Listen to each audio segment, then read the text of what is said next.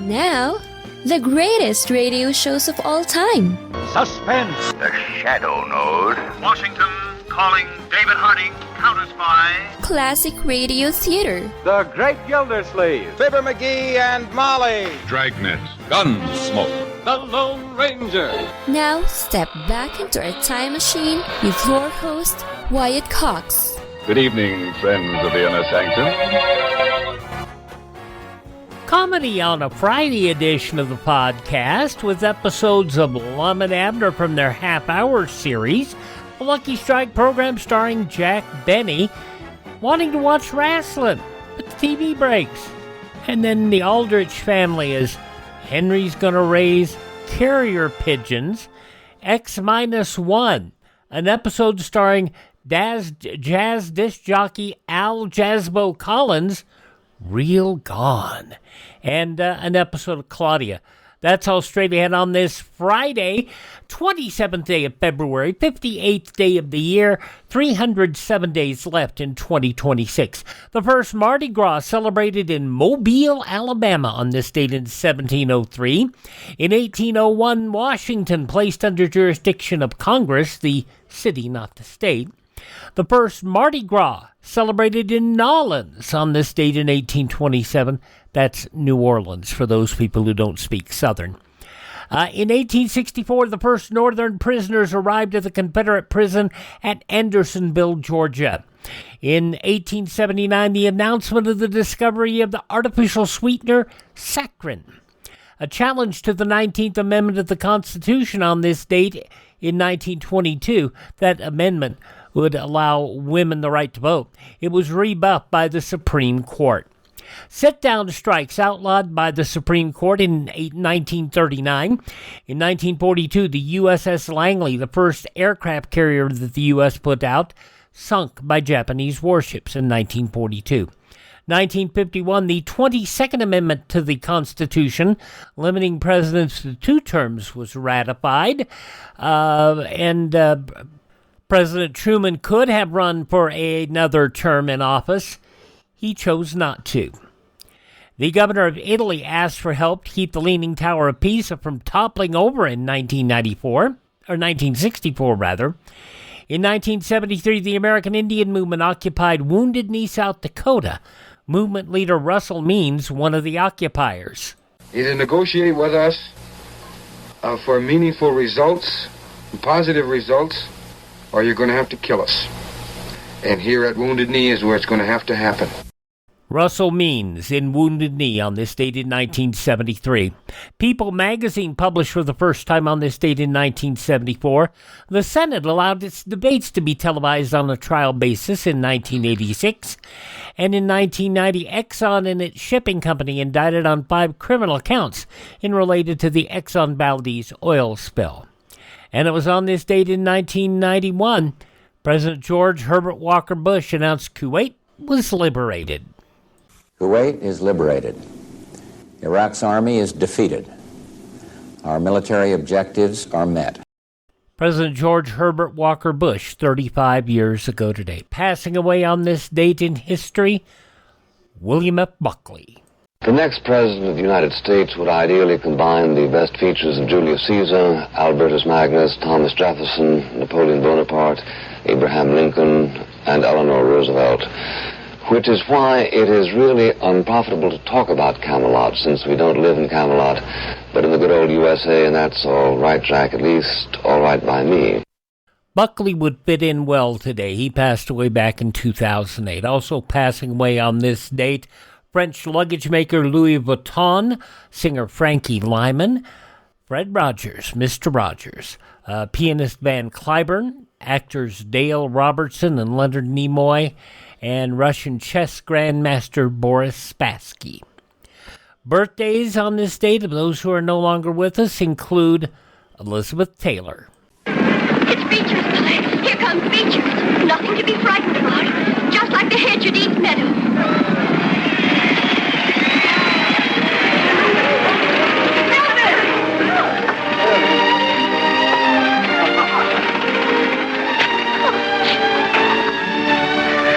Mother, we won.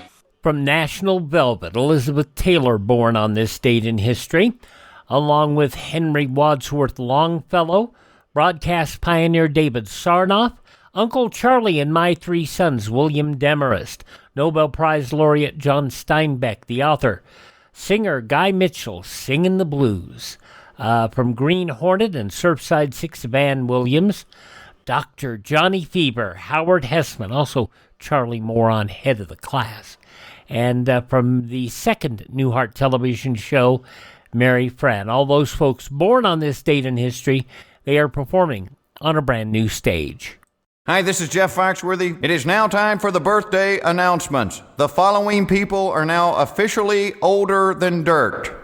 She won an Oscar for the movie Three Faces of Eve. Joanne Woodward, 96 today.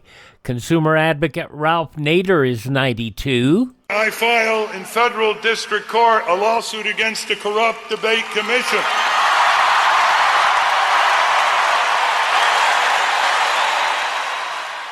In addition to his stellar consumer work, Nader also ran for president on the Green Party ticket, and they filed a suit against the debate commission, which basically disrupted the whole paradigm once again. Ralph Nader, 92 years old today. From Chuck Full Metal Jacket, Firefly and Serenity, actor Adam Baldwin is 64. Bill and Hillary's daughter Chelsea Clinton is 46.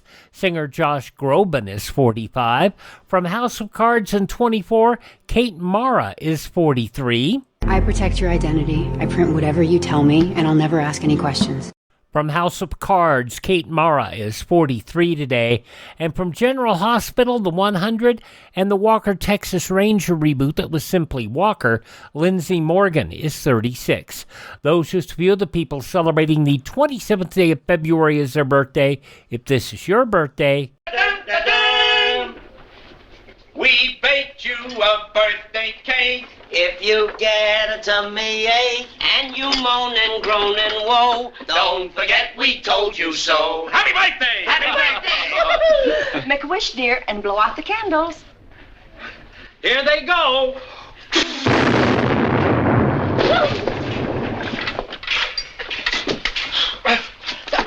Of course, if you ate that cake, you would definitely be going through gastric distress, and that's where Professor B's Digestive Aid comes in. The power of simplicity, pure honey, ancient aphtheria harnessed for natural digestive balance and relief. Gentle digestive support with all natural ingredients. Rather than eating handfuls of Tums and Rolaids and all that other stuff, why not make it simple with Professor B's Digestive Aid?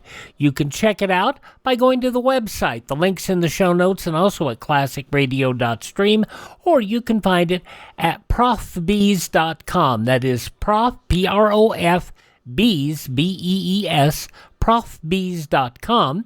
If you decide you want to make a purchase, support the podcast by using my promo code Wyatt, W-Y-A-T-T, and not only do you support the podcast, you save 10%. How can you beat that? Do yourself some good and do us some good. That's Professor B's Digestive Aid, profbees.com, promo code Wyatt.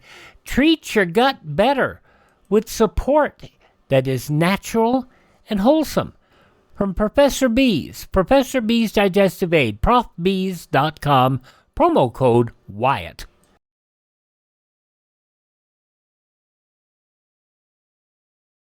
Civil defense is common sense. This is Fred McMurray. Home shelters can be built for as little as $100. Simple plans for building inexpensive home shelters are available free from your civil defense office. Ask for a copy of the Family Fallout Shelter booklet. And you can find links to get that stuff that Fred McMurray's talking about absolutely free in the show notes or at classicradio.stream. Let's go back 77 years to Pine Ridge, Arkansas, February 27th, 1949. The simplest of problems can be funny with Lum and Abner. The Lum and Abner Show on the air for Frigidaire.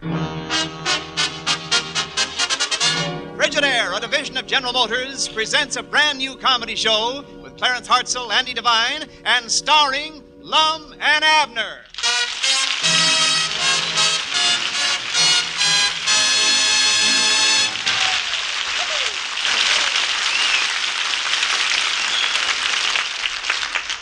Granny's Abner, can't you ever get nothing right? Ah. Look at this note you wrote down on the telephone pad. It says, call me back. What's wrong with that?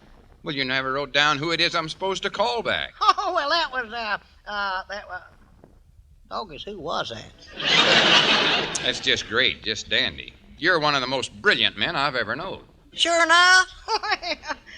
Well, you've got some good points, too, Lum.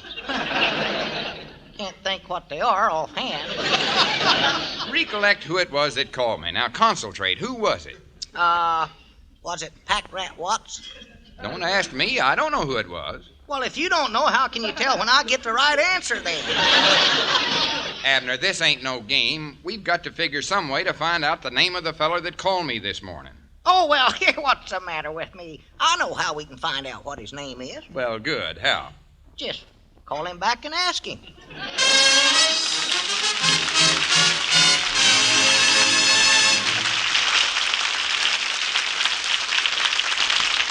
America's #1 refrigerator is Frigidaire. Yes, any way you look at it, America's #1 refrigerator is Frigidaire. #1 in popularity. For more Frigidaire refrigerators serve in more American homes than any other make. Yes, more than 10 million refrigerating units have been built and sold by Frigidaire. Frigidaire is #1 in thrilling new advantages, as you can see for yourself at any Frigidaire dealers, and #1 in dependability.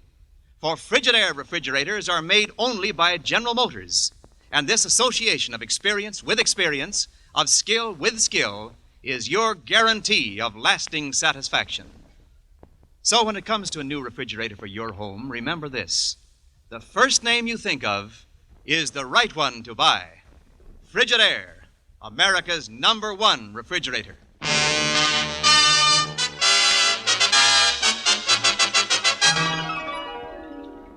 Was it Ezra Stone? I don't know. Was it Corny Struby? I don't know. Was it Miss Rowena? I don't know. Was it... I don't know. Well, wait till I tell you who I was going to say. That's who it might have been that called me. Who was you going to say? I don't know. Well, more than likely wasn't nothing of importance, no ways. I ain't going to bother with it no more. Thank goodness. Here, read off this grocery order to me, and I'll check off the stuff. All right. 1 bucket of lard. 1 bucket of... Was it Walt Bates? I don't know. I'll tell you I don't know, Lum. If I knowed, I'd tell you. I don't know, Lum. Do you understand? I don't know. I don't know. I don't. Hey, Doggett, I could be an actor, couldn't I? I don't know. Just read what's next on the grocery list, Tyrone.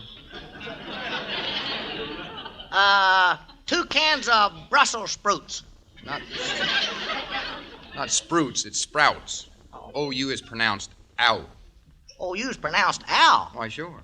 Now, what's next on the list? 1 can of noodle soup.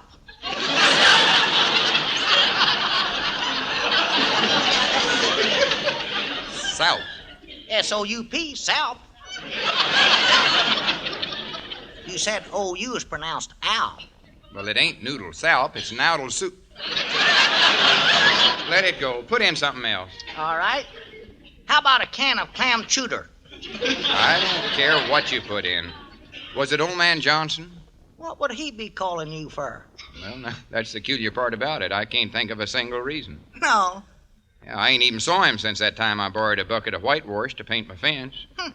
Grannies, you don't reckon it was about the whitewash, do you? Did he mention that? Lum, I don't know. Couldn't have been over 30 cents worth of whitewash there. And that was at least a year ago. What does he want to make a fuss about it now for?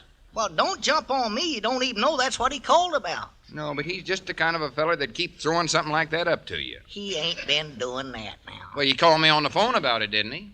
I don't know. Did he?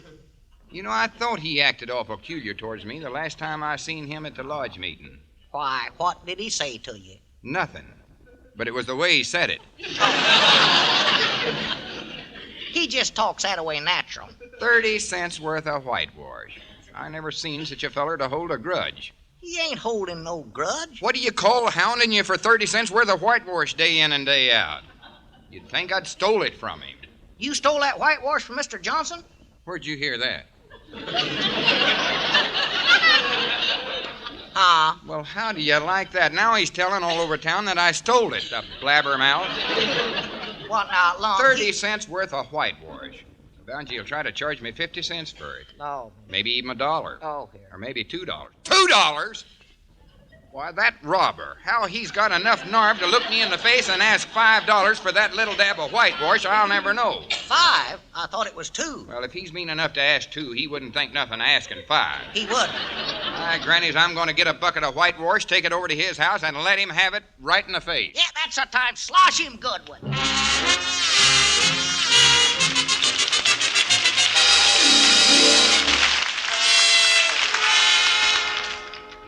There, Lum, does that beefsteak make your eye feel better now? Granny, that old man Johnson must have had brass knuckles on. Steady now, I'll get the rest of the whitewash out of your hair. He sure can make a little dab of that stuff go a long ways, you know. Believe I'll get about a pint of it and let him paint my whole barn for me. Granny's Abner, why didn't you tell me Mr. Johnson wasn't the one that called me? Lum, that was your own idea. Don't try to squirm out of this. If you'd have wrote the feller's name down on that note this morning, none of this would have happened. Was it a man or a woman? Well, sure.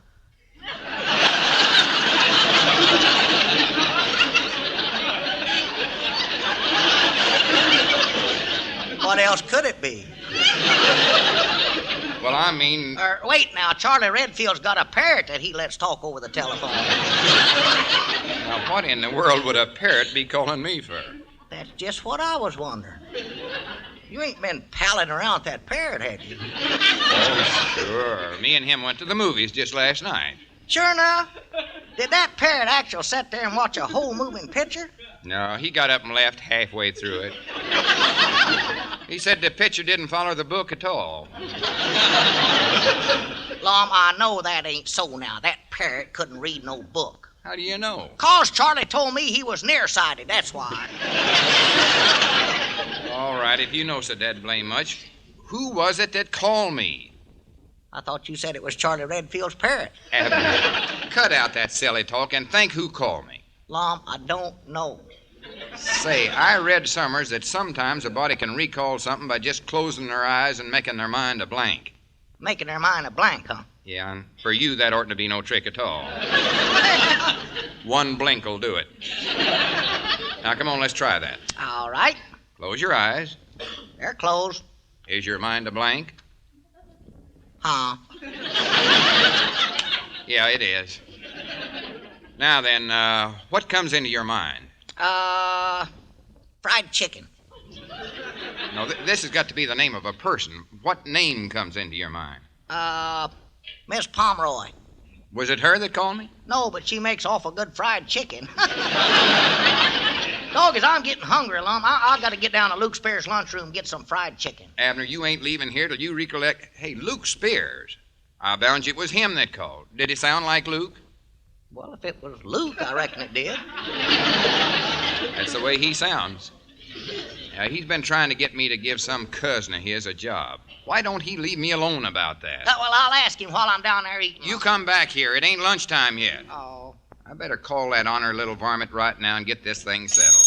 Well, ask him if he's got any fried chicken. I told Luke I can't afford to hire nobody. I don't know why he keeps... Luke Spears' lunchroom. What is it you want? Well, Luke, this is... And make it snappy. I ain't got time to stand here flapping my jaw over the telephone all day long. I gotta make a living. Yeah, well, Luke... I don't know what they invented this half-witted contraption for no ways. 9/10 of the phone calls a body make could just as well wait till they see him in person. Walk over there and do them good. Yeah, well... Folks around here is getting to be a batch of pampered lounging lizards. Yeah.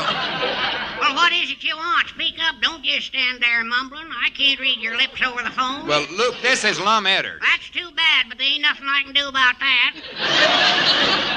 Well, say, Luke, did you call me this morning? What about? About me giving your cousin a job. No, I never called you, and my cousin got himself a job just yesterday. Oh, well, that's fine. I'm sorry about... If I hear of anybody else that's looking for a job, I'll send him down. Well, no, Luke, I never wanted nobody. Well, now, wait a minute. As long as you're so anxious to get somebody, my nephew, Opie Cates from Clinton, Arkansas is here, and I'll send him over. Well, listen, Luke, I don't believe... Opie's a good live wire salesman. Be a good man for you. I'll tell him right away. So long. But, Luke, hey, hello...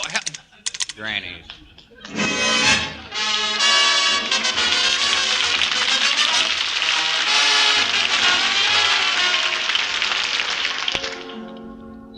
Grannies, we need a live wire salesman like a hog needs a side saddle. Well, Lum, you don't have to hire that Opie Cates just 'cause Luke is sending him down here. No, but he's more than likely one of them high-pressure fellers that'll talk us into hiring him before we know what's happened. Well, maybe he won't even come down here. What makes you think he won't? Look out the front window there. Dog, he never wasted much time getting over here. Well, Grannies, we'll just ignore him. Yeah. We won't even talk to him. That's a time. Yeah, we'll make him so uncomfort he'll wish he'd never set foot in. Yeah, that'll run him out of here. Mind out. Here he comes.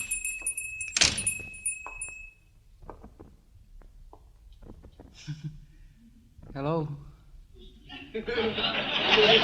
Looks like it might rain today, Abner. Yes? Uncle Luke sent me. Oh? If that's that live wire, I think he's blowed a fuse.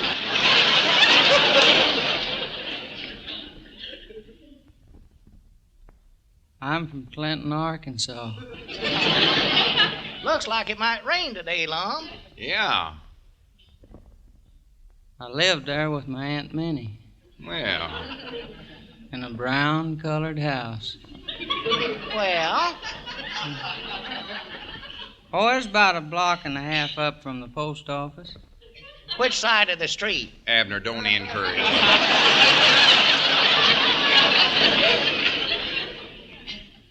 Aunt Minnie, she sort of had her heart set on me taking the examination for post office clerk.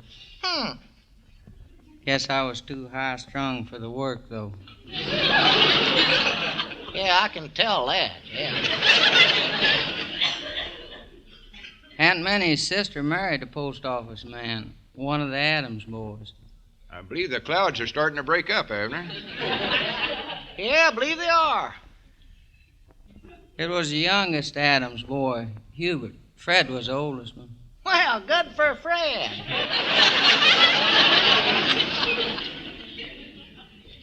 Hubert was the one that worked at the post office, mail carrier. Well, Abner, I reckon we better finish putting up them grocery orders.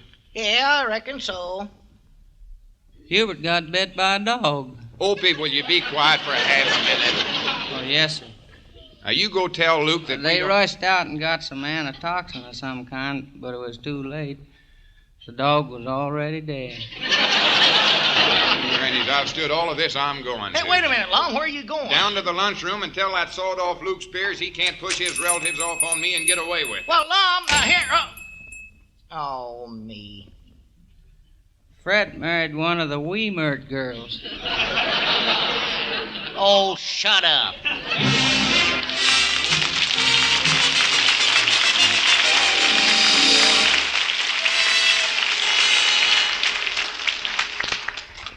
There you are, Lum.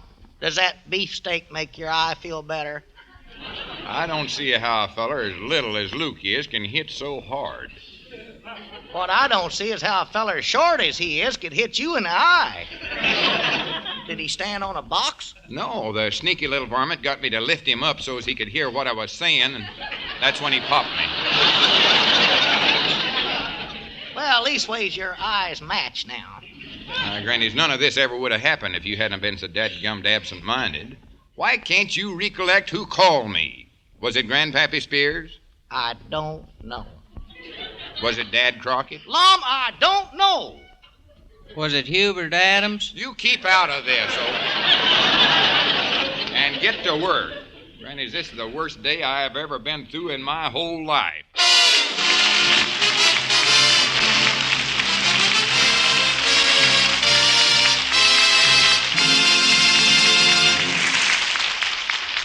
All right, Ulysses. Sorry I bothered you. Goodbye. No, it wasn't Ulysses S. Quincy. Wait a minute. Don't leave the phone. You keep calling till you find out who called me. Lum, I've called everybody I know. Well, start calling some you don't know then. Well, if I don't know who I'm calling, how'll I know when I get them? Oh, here, give me the receiver. It's easier to do this myself than argue with you. Who you calling? I don't know. Just somebody at ransom. Where's that? Keep quiet. Hello. Oh, hello. Who is this? Oh, this is Wendell Niles. Well, for goodness sakes, it's Mr. Niles. Oh, better hang up before he gets started talking, Lum. Hang up nothing.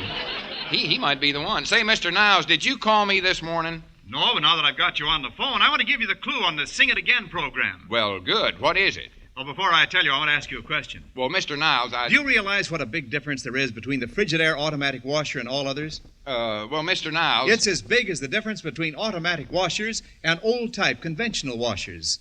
The Frigidaire automatic washer is the only one that's all porcelain inside and out. There's no other like it. Besides, there's no other that launders like Frigidaire. Frigidaire alone has the live water action that gets clothes really clean automatically. With live water action, rolling currents of water cause the washing motion. There's no pulling or yanking of clothes. And all the clothes are washing in water all the time, not half in, half out. Go to your Frigidaire dealers tomorrow and see how easy it is to wash your clothes by just touching a dial.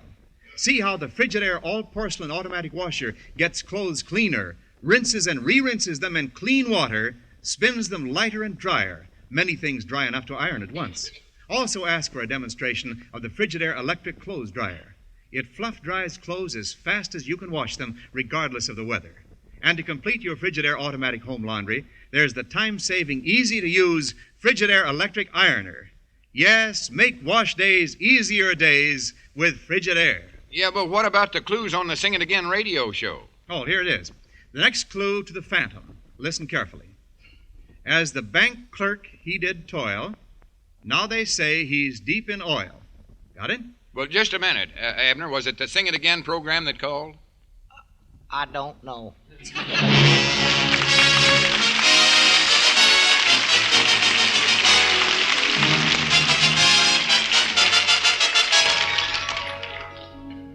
Was it Tom Foster? Lum, I don't know. Was it Emmett Goshen? I don't know, and take your foot off of my chest. Was it Eugene Blevin? Lum, get your foot off of me now. You're squashing my acidity bag.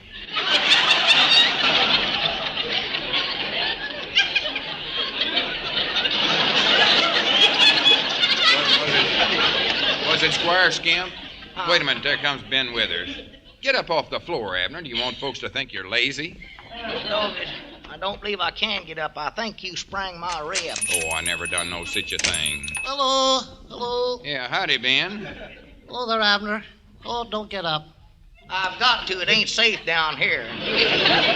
That blame Lum was about to crush every bone in my body. Fine.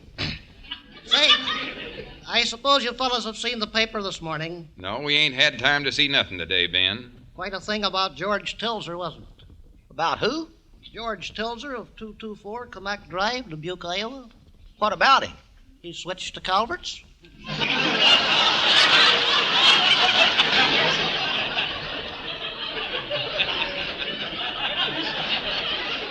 Is that so? You ran a nice picture, George.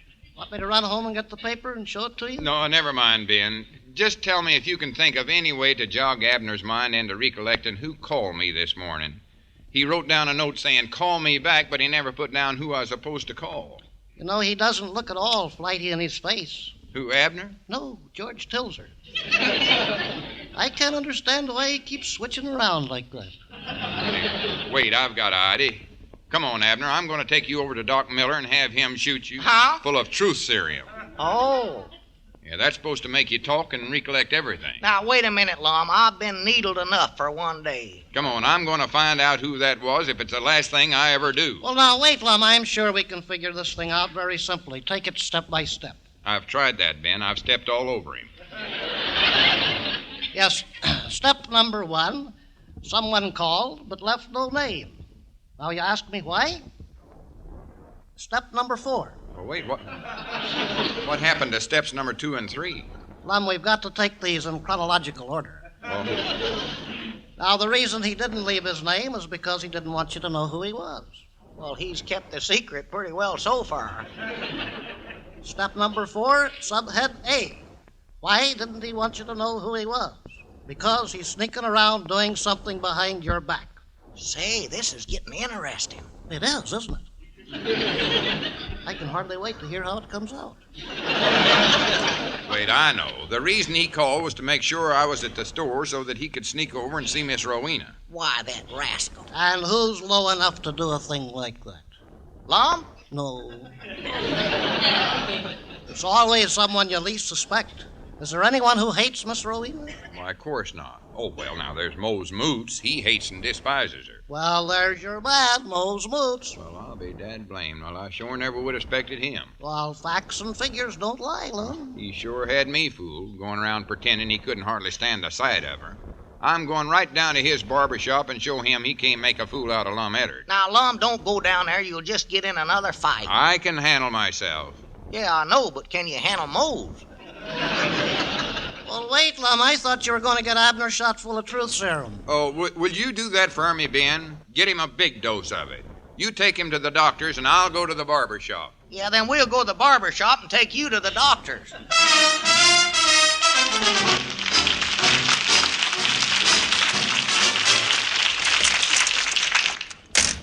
Mose Moots, I want to talk to you. Well, come on in. Climb right up in the chair. I was just waiting for my next victim. I never come in here for no haircut. I want to talk to you. Well, get up in the chair and make yourself comfort then. That is, if you ain't too old to make the climb. Now, let go of me, Mose. I can get up there by myself. Oh, say, I heard a hot one today, Lum. It seems that this traveling salesman was... Oh, this'll kill you, Lum. Listen, Mose, I didn't come in here to listen to them corny jokes of yours, and stop stirring up that lather. I don't want none of that junk on my face. What did you say, Lum? Grannies, that's the worst tasting lather you've ever had. What'd you put in it, anyway? Starch. Starch? That stiffens the whiskers, and I can just break them off. I gotta remember that one and tell it to Charlie. Well, I've got something to tell you. Oh, say, that reminds me of the hot one I got off down at the Luke's lunchroom yesterday.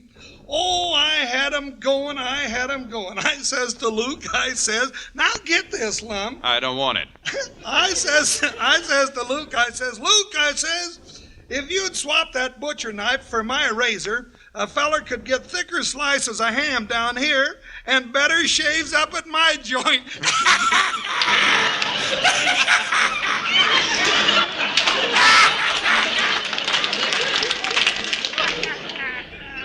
Oh, you ought to seen him. He just smiled. Now listen, Mose, I've got a score to settle with you. Better hold still, patient. You're going under the knife. Mose, be careful with that razor, and dad blame it, don't turn your head and gawk out the window while you're shaving me. Well, I have to turn my head. I can't stand the sight of blood. Well, if you don't cut out seeing a certain party, you're going to see plenty of blood. Well, come on in, Ben, Abner. I'll be ready for you in a minute. But all I have left to do on Lum is to cauterize him. Well, thank you highly, Mose, but we came down to see Lum.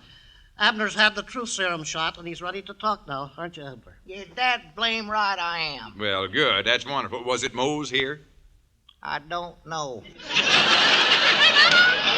Wait a minute. I thought that stuff was supposed to make you tell the truth. Well, it does. I don't know. And that is the truth, you big bully. Now, listen, you Abner. listen to me, Lum Eddard. Huh? I'm sick and tired of you pushing me around. I've taken all off you I'm a-going to. From now on, things is going to be different. Well, now, wait a minute. All year always thought you was so smart around the store. The big shot president. Who does all the work? I do. Ben, can you make him stop? No, sir. No, he's been going on like this ever since he got the serum. Should have heard some of the things he said to me. Yeah. They was the truth, too. Fine. Well, Ben, tell him to keep quiet. Tell him yourself I'm not speaking to him anymore. Yeah, there you go again, Lum Eddard. Always trying to get somebody else to do your dirty work for you. Now, just a minute here, Abner. You can't stand in my barber shop and insult my friend Lum that way. Your friend, huh? Just let me tell you something about your fine friend, Mr. Mose Moots. Abner, will you hush up? The reason Lum come down here was to accuse you Abner. of going around with Miss Rowena. Miss Rowena? Yes, sir. Why, I wouldn't take that overstuffed, highfalutin plutocrat to a fourth-rate dogfight. Lum said you was sneaking around behind his back with her. Abner. Lum Edwards, get out of that chair and stand up like a man. Now, Mose, put down that razor. Now, Mose, wait a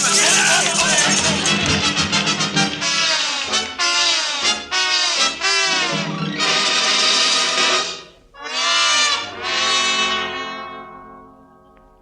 there you are. Does that beefsteak make your eye feel better? Oh, gee, what did that Lum hit me with anyway? I think it was a bottle of bay rum. Please pass the beefsteak. Thank you. What I want to know is who hit me. I cannot tell a lie. I done it. You done it? Why, you little varmint. May I be next on the beefsteak? Oh, did you get hit too, Ben? No, I'm just hungry. Granny's Abner, how much trouble do you have to cause me in one day before you're satisfied? Well, let's see. None of this ever would have happened if you wasn't so dadgummed absent-minded. I ain't so absent-minded. I just forgot who made that one little phone call. No, you just don't pay attention to business. Can't recollect nothing. Now, early this morning, I called you myself and asked you to call me back, but you never did. Yeah, well... Hey, wait, now I remember who called. Who? It was you.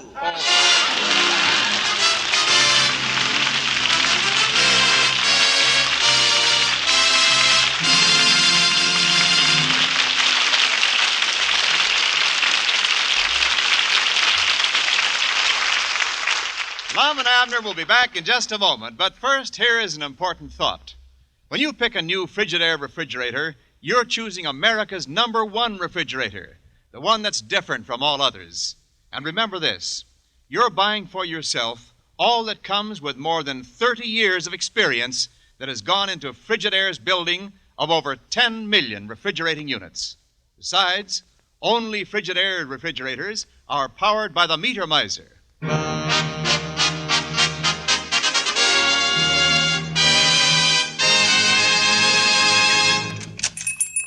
Oh, I'm glad you're back, Abner. I taken a phone call for you while you was gone. I just want to show you the proper way to take a phone message. All right. See, it's all wrote down here. Mrs. Peabody, your wife, called at 5:47 p.m. Central Standard Time. She's looking at a house she wants to buy, and she wants you to meet her there right away. You notice how I put down every little detail. Yeah, that's good. Where is the house? It's The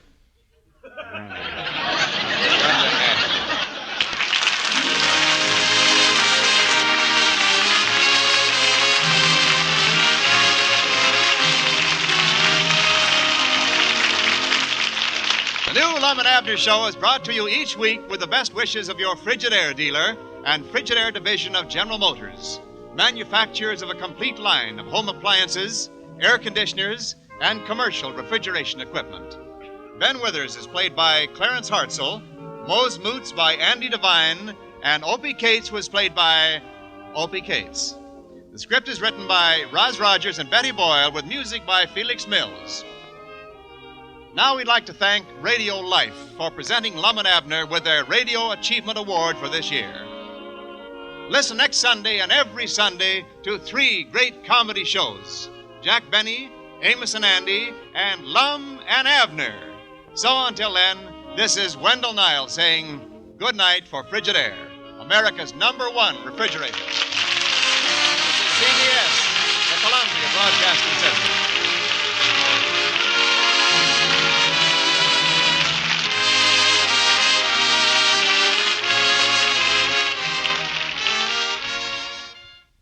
"77 years ago, February 27th, 1949, Lum and Abner on Classic Radio Theater with Wyatt Cox. Up next, we'll check in with Jack Benny and company as he tries to figure out the difference between a wristwatch and a wrist lock.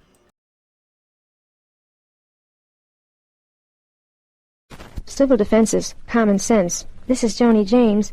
After nuclear attack, radioactive fallout will be a potential threat to every living thing. You can't hear, or smell, or taste fallout. Often you can't see it, so you must take shelter and stay there until told it's safe to leave. We continue now on Classic Radio Theater with Wyatt Cox with an episode of the Lucky Strike program starring Jack Benny. This goes back 71 years, February 27th, 1955. Jack's got himself a TV set. He wants to watch wrestling, but it ain't working. The Jack Benny program, transcribed and presented by Lucky Strike, the cigarette that tastes better. Light up a Lucky. It's light up time. Be happy, go lucky. It's light up time for the taste that you like. Light up a Lucky Strike. Relax. It's light up time. This is Don Wilson, friends, and I certainly agree there's no time like right now to light up a Lucky and find out firsthand what real deep down smoking enjoyment is. I mean, the enjoyment that comes from better taste, because a Lucky tastes better every time. And the reasons why are world famous. First of all, LSMFT, Lucky Strike means fine tobacco. Tobacco so fine, so light, so mild, it just naturally tastes better. And then something very important happens to Lucky's fine tobacco. It's toasted.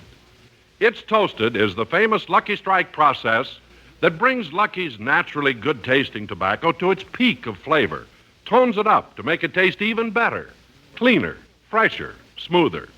So right now, while the show gets underway, or whenever it's light-up time for you, be happy, go Lucky, enjoy Lucky Strike, the best-tasting cigarette you ever smoked. Light up a Lucky.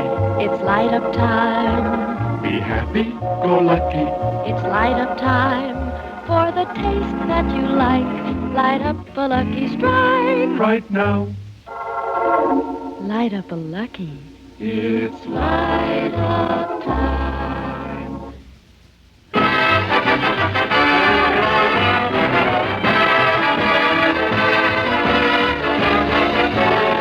The Lucky Strike program starring Jack Benny with Mary Livingston, Rochester, Dennis Day, Bob Crosby, and yours truly, Don Wilson.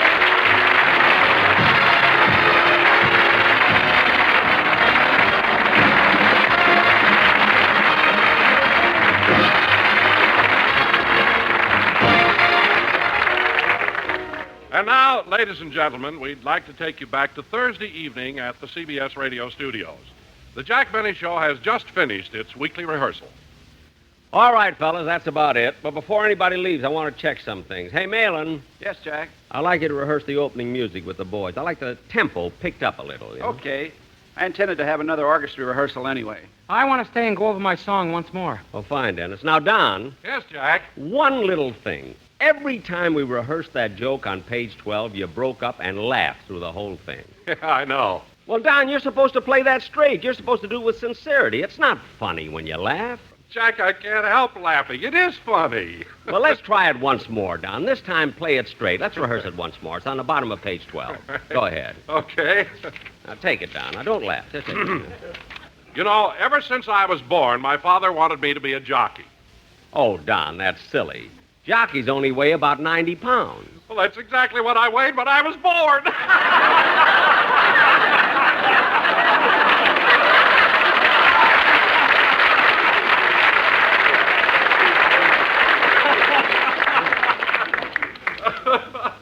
For heaven's sake, you laughed all the way through it again. Well, Jack, I just can't help it. It's so ridiculous. Ridiculous? Yeah, when I was born, I weighed 120 pounds. How do you like that? And I paid a writer $9 for that joke. Now, fellas, we'll have another script rehearsal tomorrow morning at 10 o'clock. Can't you make it later, Jack? I've got to get a haircut tomorrow morning. Well? Oh, Mr. Benny, I have to get a haircut, too. Hey, that's a coincidence. I have to get a haircut, too. The only thing I can't stand is a bunch of show-offs. Look, fellas, we've scheduled the rehearsal for tomorrow morning. Why do you have to waste time like that? Oh, it's not a waste of time, Jack. Don't you get haircuts when your hair gets too long? He has Rochester wash it and it shrinks.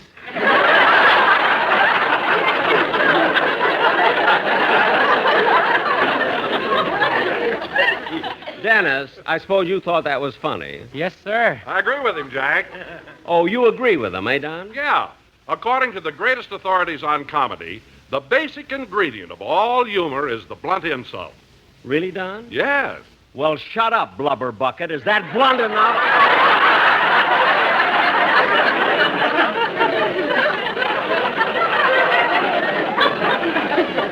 Now, let's see. Dennis, if you're ready to rehearse your song now, I'd like to hear it. Oh, my throat is a little dry. I think I'll get a Coke first. Oh, well, Malin, why don't you let the boys in the band take a little break? Yeah. Okay, fellas, take 5. He meant 5 minutes, not drinks.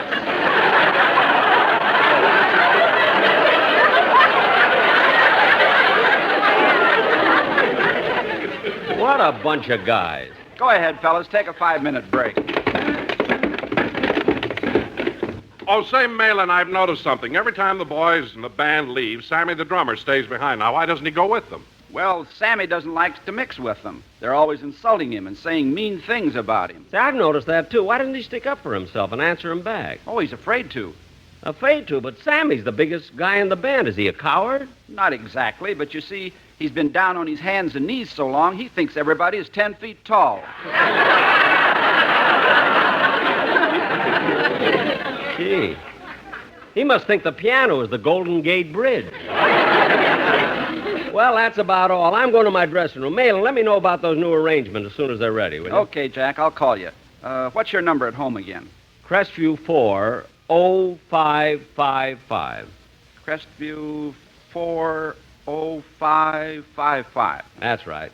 See you tomorrow, fellas. Oh, I'll walk with you, Mr. Benny. I'm going out in the hall for a drink. Okay, kid. Gee, the studio sure looked nice and bright since they replastered and painted the wall. Yeah. Must have cost a lot of money. It cost $4,629.92. Dennis, how'd you know the exact amount? My mother was foreman on the job.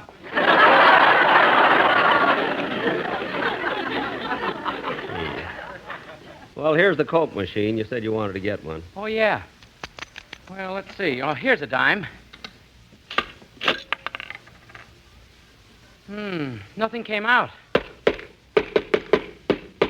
Dennis, don't beat on the machine like that. You'll break it. But I put my dime in and nothing came out. Well, that's the chance you take. Oh.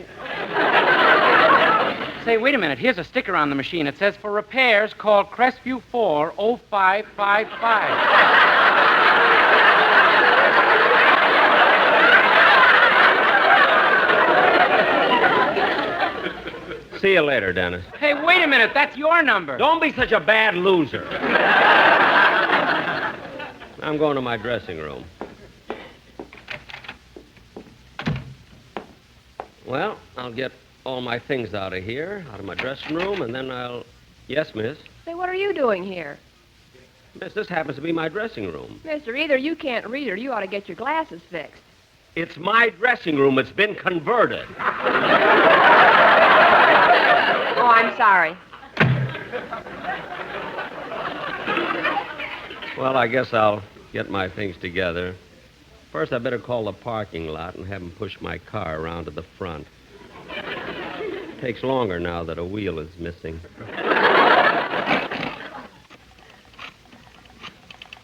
Hello, this is Mr. Benny. Will you please bring my car around to the front? Thank you. Well, I might as well go now. I think I'll go to the studio and say goodbye to the gang.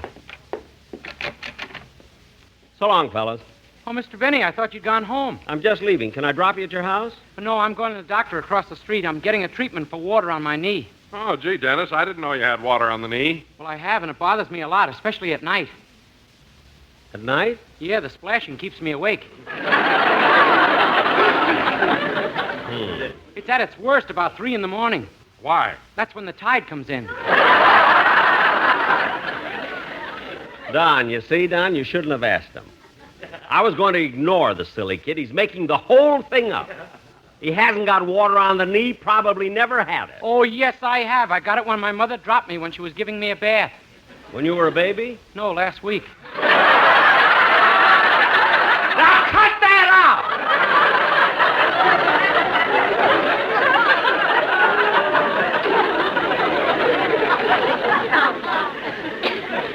I'm leaving now. And Malin, don't forget to call me about those arrangements. So long, fellas.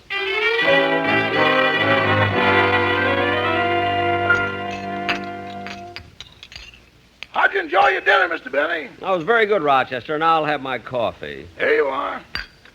Would you like a little cognac in your coffee? I would, but have we got any cognac? Yeah, I squeezed out that fruitcake you got for Christmas. I'm glad you squeezed that joke out, finally.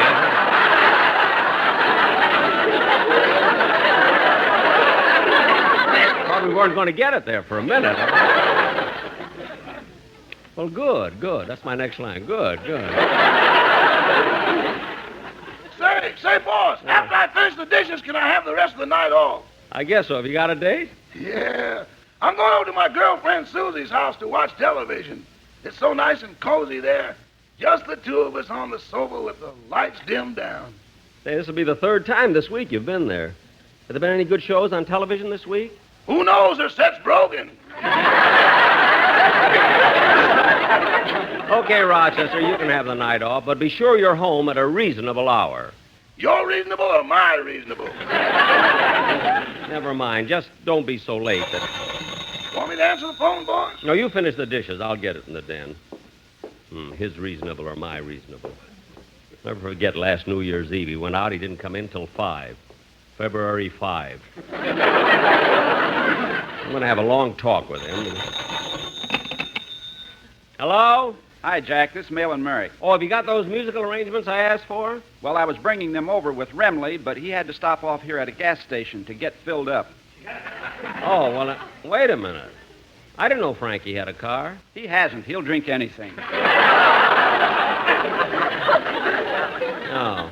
I'll try and get them over soon. Okay, goodbye. Hey, imagine Frankie getting high on gasoline. I hope it's mobile gas, then everybody can look for the sign of the flying red guitar player. Gosh, what a bunch of guys those musicians are. I don't know why I keep them around. They can't play music.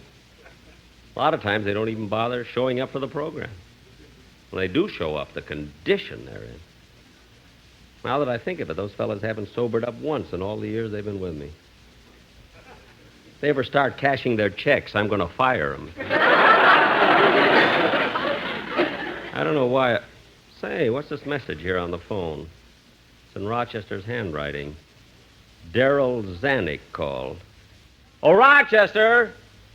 Rochester, what's this message about Mr. Zanuck calling? Oh, yes, Mr. Benny. He phoned this afternoon from 20th Century Fox Studios. What did he want? What did he want? What? You owe him a dime. Their Coke machine is out of order. Oh, well, you know what to do. Send him the questionnaire he has to fill out and the 6 form letters he has to sign in front of a notary public. But, boss, nobody will go through all that just to get a dime back. I know.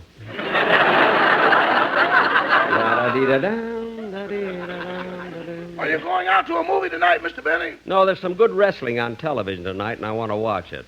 Hey, look what time it is. I better turn the set on or I'll miss the main event. Well, while you're watching TV, I'll go back in the kitchen and finish my work. Okay, Rochester. Well, the set's warming up. I think I'll get comfortable here in this chair. Hey, what's this picture coming on? Those 4 fellows look like the Sportsman Quartet. Now, for their next number, the Sportsman Quartet will sing No Business Like Show Business from the 20th Century Fox picture of the same name. The butcher, the baker, the grocer, the clerk know we're the sportsmen on the radio. We've muttered, we've stuttered, and we've gone berserk to make our Lucky Strike commercials go. What we do to a song is really sad. What other business pays you to be bad? Till the end of time, we'll be haunted by this rhyme. Smoke a Lucky from Kentucky, they're just ducky. Yes, and they're all mine. Then I sang Pagliacci, and someone should have shot me. But no, our sponsor thought that it was fine. We mentioned Lucky Strikes in every line. There's no business like show business like no business we know. Everything about it is appealing. Everything the traffic will allow. As for money, we get hardly any. We worked for Benny right up till now. There's no trouble like our trouble when we try to collect. We'd be better off if we were home in bed. But no, not us, it's TV instead. We hope Benny never hears a word we've said. Let's go on with us. the show. There's no cigarette, none you can get like Lucky's we know. Lucky's are the smoke that you will treasure. Lucky's have that better taste you like. There's no way we know to really measure the smoking pleasure in Lucky's Strike. They're clean through and through, much fresher too, so smooth as you know. Lucky Strike means fine tobacco, you'll agree. A toasted cigarette there for me. Now's the time to light an LSMFT. You like Lucky's we know. Yes, you like Lucky's we know.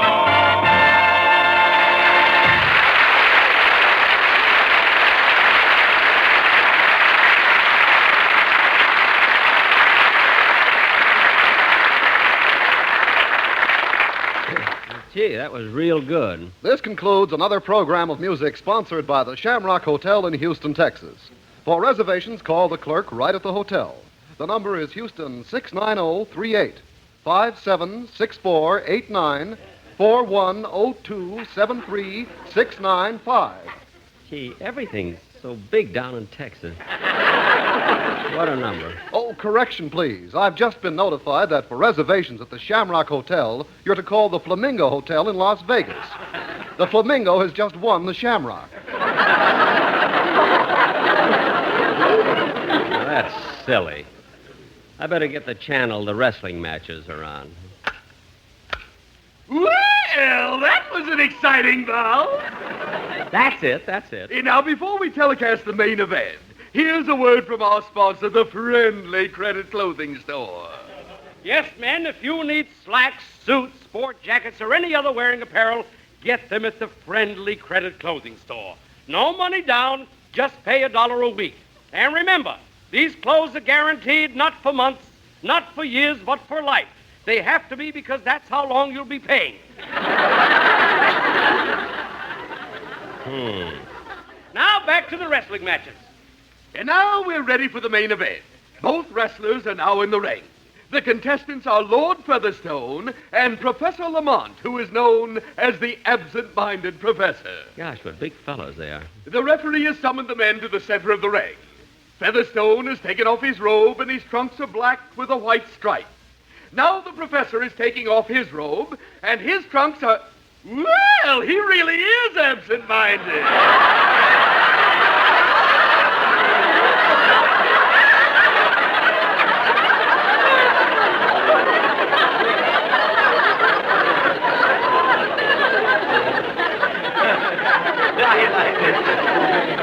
Yeah, I'll say he is.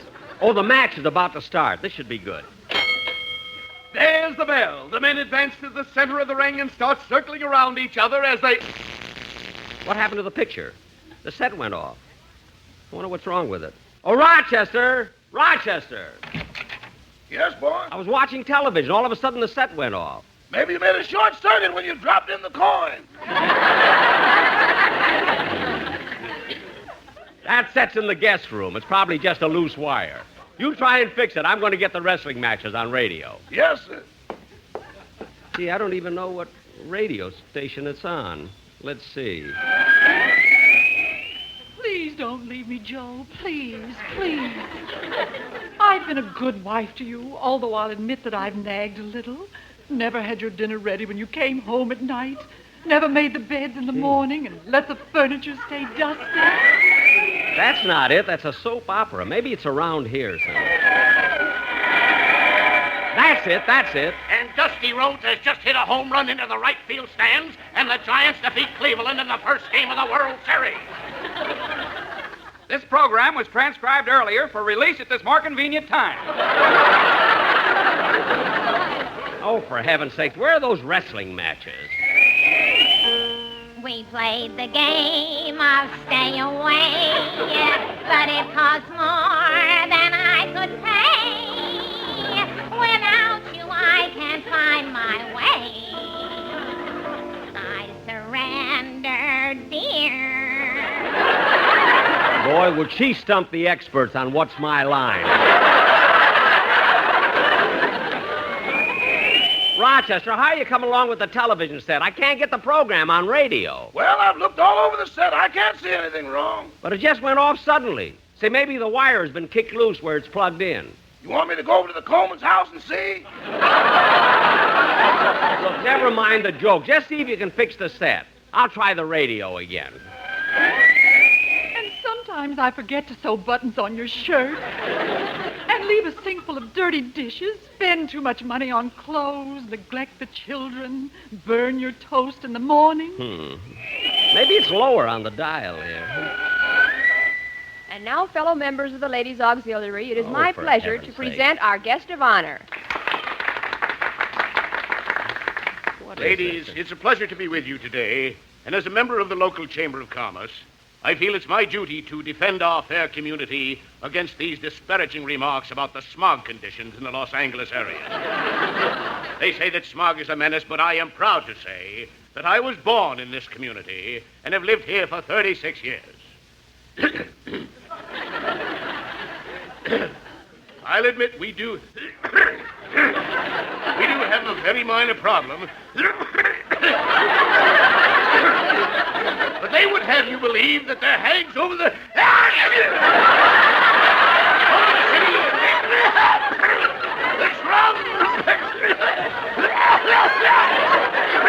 fumes which take the atmosphere and restrict visibility. Now this is a ridiculous untruth which I deny.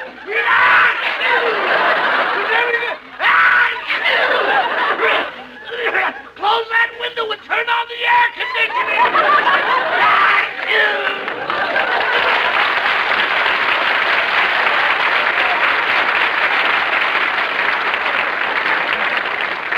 See, I get everything but what I want to listen to. Where are the wrestling matches?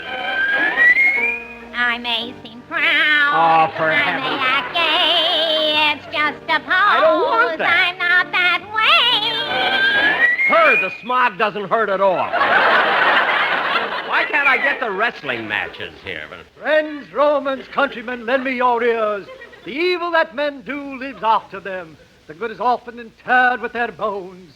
So let it be with Caesar. Thank you, Mark Anthony. What? This news program was transcribed earlier for release at this more convenient time.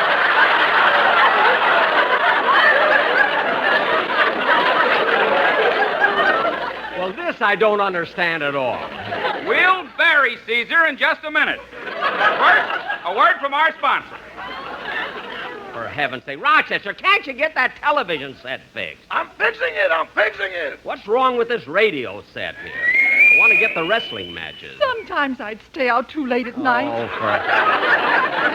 And I always have accidents while driving your car. And I lose the rent money playing canasta. Oh. And I'll admit that I've let myself become sloppy. But you're not going to leave me, are you, Joe? Yes!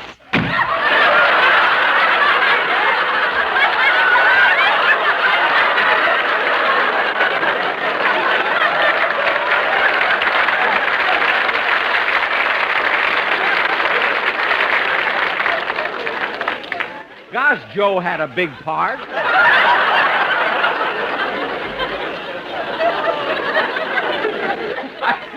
Why can't I get the wrestling matches?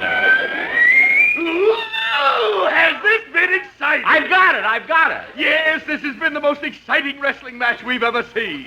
You've just heard a statement from the winner of the match, and now coming up to our microphone for an interview is the loser.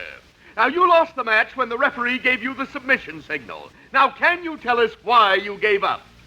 He broke my arm, tore up my hair, and it was more than I could bear. When he stomped on my neck, I had to say, I surrender here. Well, this is the craziest thing I've ever heard. I'm going to a movie.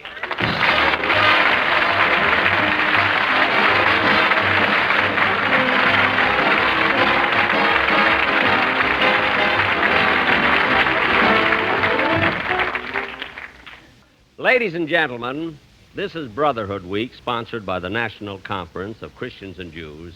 7 days set aside to remind us of our responsibility to our neighbors every week of the year. It's a reminder that this country was built by people of every race, every creed, and every color.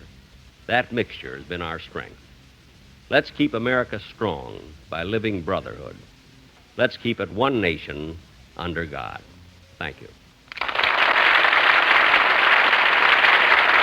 Jack will be back in just a minute, but right now, here's a suggestion for you.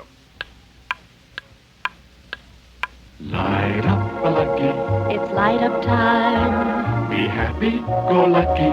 It's light up time for the taste that you like. Light up a Lucky Strike. Relax. It's light up time.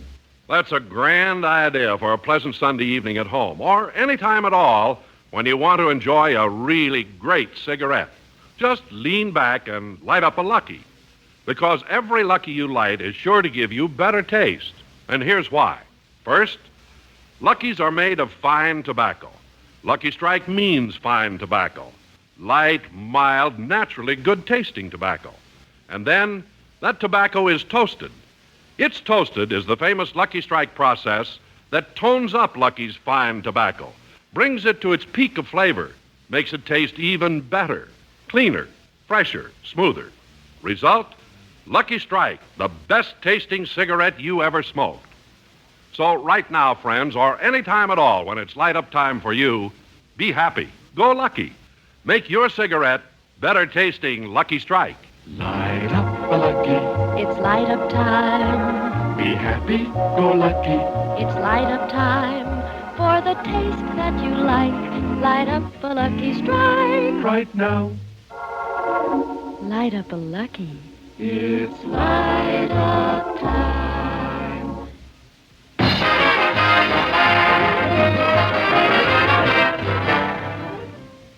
Gee, boss, it's a shame the wrestling matches were over before I could get the television set fixed. Yeah. Well, gosh, it's too early to go to bed. I know what I'll do. There's an all-night supermarket down on the corner, and I'll go down there now and buy our Thanksgiving turkey. That's a good idea, boss. This program was transcribed earlier for release at this more convenient time. Yeah. Good night.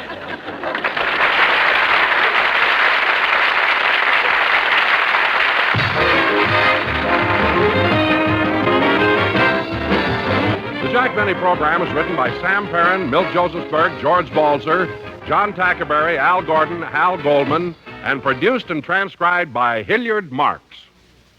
Filter smokers, here's the true tobacco taste you've been looking for. Filter Tip Tarleton gives you all the full, rich flavor of Tarleton's famous quality tobacco, and real filtration, too. Filter Tip Tarleton incorporates activated charcoal, renowned for its unusual powers of selective filtration and used far and wide to purify the air we breathe, the water and beverages we drink. Look for the red, white, and blue stripes on the package. They identify Filter Tip Tarleton, the best in filtered smoking. The Jack Benny program is brought to you by the American Tobacco Company, America's leading manufacturer of cigarettes.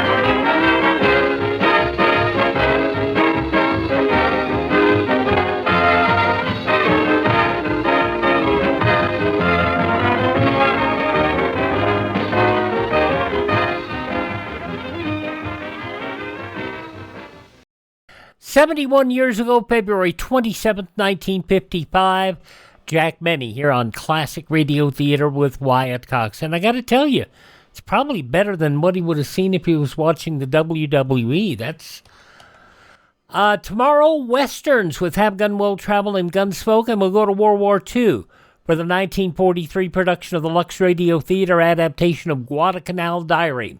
On Sunday, Suspense, The Screaming Woman from 1955. couple of shows from 1953, David Bryan in Mr. District Attorney and Dragnet the Big Want. And we'll wrap it up with Quiet Please, sketch for a screenplay. On Monday, Bill Harrison, Alice Faye, George Burns, and Gracie Allen. Jack Benny comes back for another run, and Charlie McCarthy. On Tuesday, Bob Hope in an adaptation of his motion picture, The Paleface, on the Screen Directors Playhouse. Sam Shovel visits from Abbott and Costello. Willard Waterman as the Great Gildersleeve from 1954, and The Aldrich Family from 1949. We'll have drama on Wednesday with The Man Called X starring Herbert Marshall, Dangerous Assignment starring Brian Dunleavy, Nick Carter will be with us, Master Detective, and a 1962 episode of Suspense, The Doom Machine. On Thursday next week, we will have Escape, Conqueror's Isle starring David Ellis, Mr. President, Quid Pro Quo, and the Lux Radio Theater production of Panic in the Street starring Richard Widmark. A week from today, we'll be back on the Western Trail. It's a day early, but you got to remember that we got into the change in date because there's no 29th, so some shows got moved around.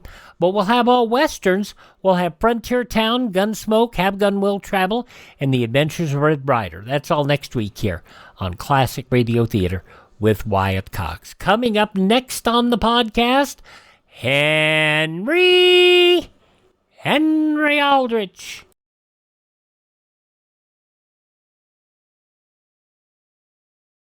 Listen and learn through civil defense.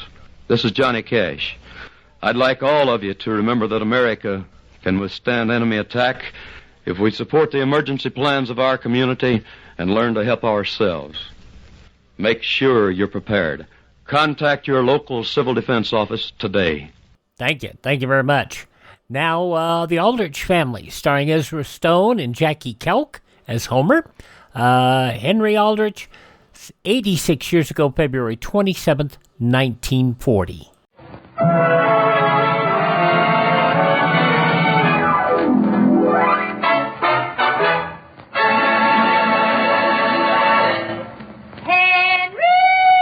Henry Aldrich! Coming, Mother!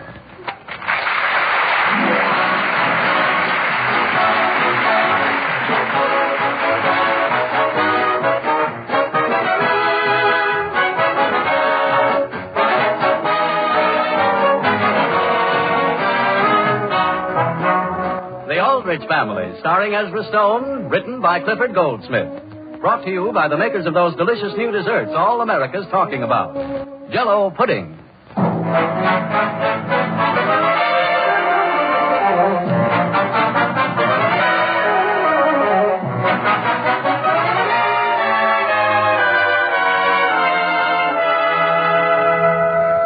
In the town of Centerville, most of the residents are ready for March to come in like a lion and go out like a lamb. But in the Aldrich family home on Elm Street, these traditional animals have been relegated to the background. For Henry Aldrich has real rabbits hopping around the basement and live pigeons flapping about the attic.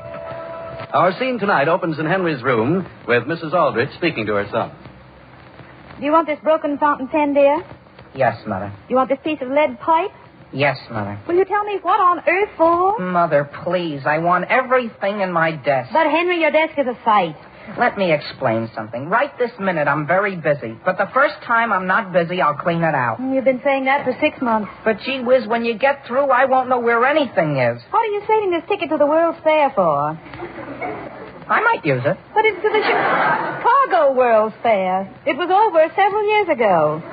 Yeah, I know it's to the Chicago World's Fair. Even if I don't use it, I'd like to have it for a souvenir. What about these 3 pieces of rock? Mother, I brought all those back from Vermont last summer. I carried them back purposely. Where did you put them? In this lower drawer. Well, there's a very good example of what I'm trying to tell you. Supposing I should suddenly need those rocks in a hurry. I'd have to go through everything I own. Henry, you're exactly like your grandmother. Alice, are you in Henry's room? Yes, Sam. Did you want me, Father? No, Henry. Alice, I realize you've wanted a maid for some time and that we now finally have one. But I do wish you'd ask her not to go in that spare room I used to work in. What What's happened now? She's just gone through the place like a tornado. She's taken half the things off my desk. The fact is, dear, I cleaned out your desk. You cleaned it out? Of course. Well, what did you do with my pen? I put it in the pen holder. What did you put it there for? My goodness, Sam, don't you want Martha to have any respect for us? Respect for us? After all, are we hiring her or is she hiring us? But, dear, she's the only maid I've ever had, and this is her first day here. And your room looked almost as bad as the room Henry keeps his rabbits in down in the cellar. Mother, do we have to tell her about my rabbits? Whether we do or not, Henry, I think you'd better be prepared for the day when she finds them. Well, couldn't you put it up to her? Just tell her that if the rabbits will stay in their room and Father will stay in his, wouldn't she be happy? Incidentally, who changed the blotter on my desk? I did. Well, I didn't want to see it thrown out. I like that old blotter. All right, dear. Go it down and get it out of the trash barrel. If you want to, you may sleep with it under your pillow. But I certainly hope you won't let Martha see it. Unfortunately, it had all my telephone numbers written on it. What do you want done with this Canadian penny, Henry? I might go to Canada sometime. Miss Aldrich? Yes, Martha? Mr. Aldrich in here? I'm right here, Martha. Mr. Aldrich, somebody wants you downstairs at the front door. Gentlemen? He's sort of a gentleman. Well, did you ask him to step inside? Yes. Miss Aldrich, could I take up some of your time for something? What is it, Martha? I don't like to complain, but frankly, when I come to you this morning, you said there was only 4 in the family. Well, that's all there are. But how about all those rabbits down in the cellar? Rabbits, Martha? Yes, and didn't anybody know they was down there? Of course we knew they were down there, but Martha, don't you like rabbits? My brother kept rabbits once, and frankly, I got awful tired of them. But they don't ever come upstairs and get in your way, do they? Not yet, but 2 of them's working their way toward the cellar stairs. Martha, we're not keeping those rabbits always. Henry's simply going to raise them and then sell them very soon. Do they stay here at night? Oh, yes, they like it here very much. Alice! Yes, Sam? Could you come down here, please? Right away. I ain't going to stay here with them rabbits. Martha, why don't you look at it this way?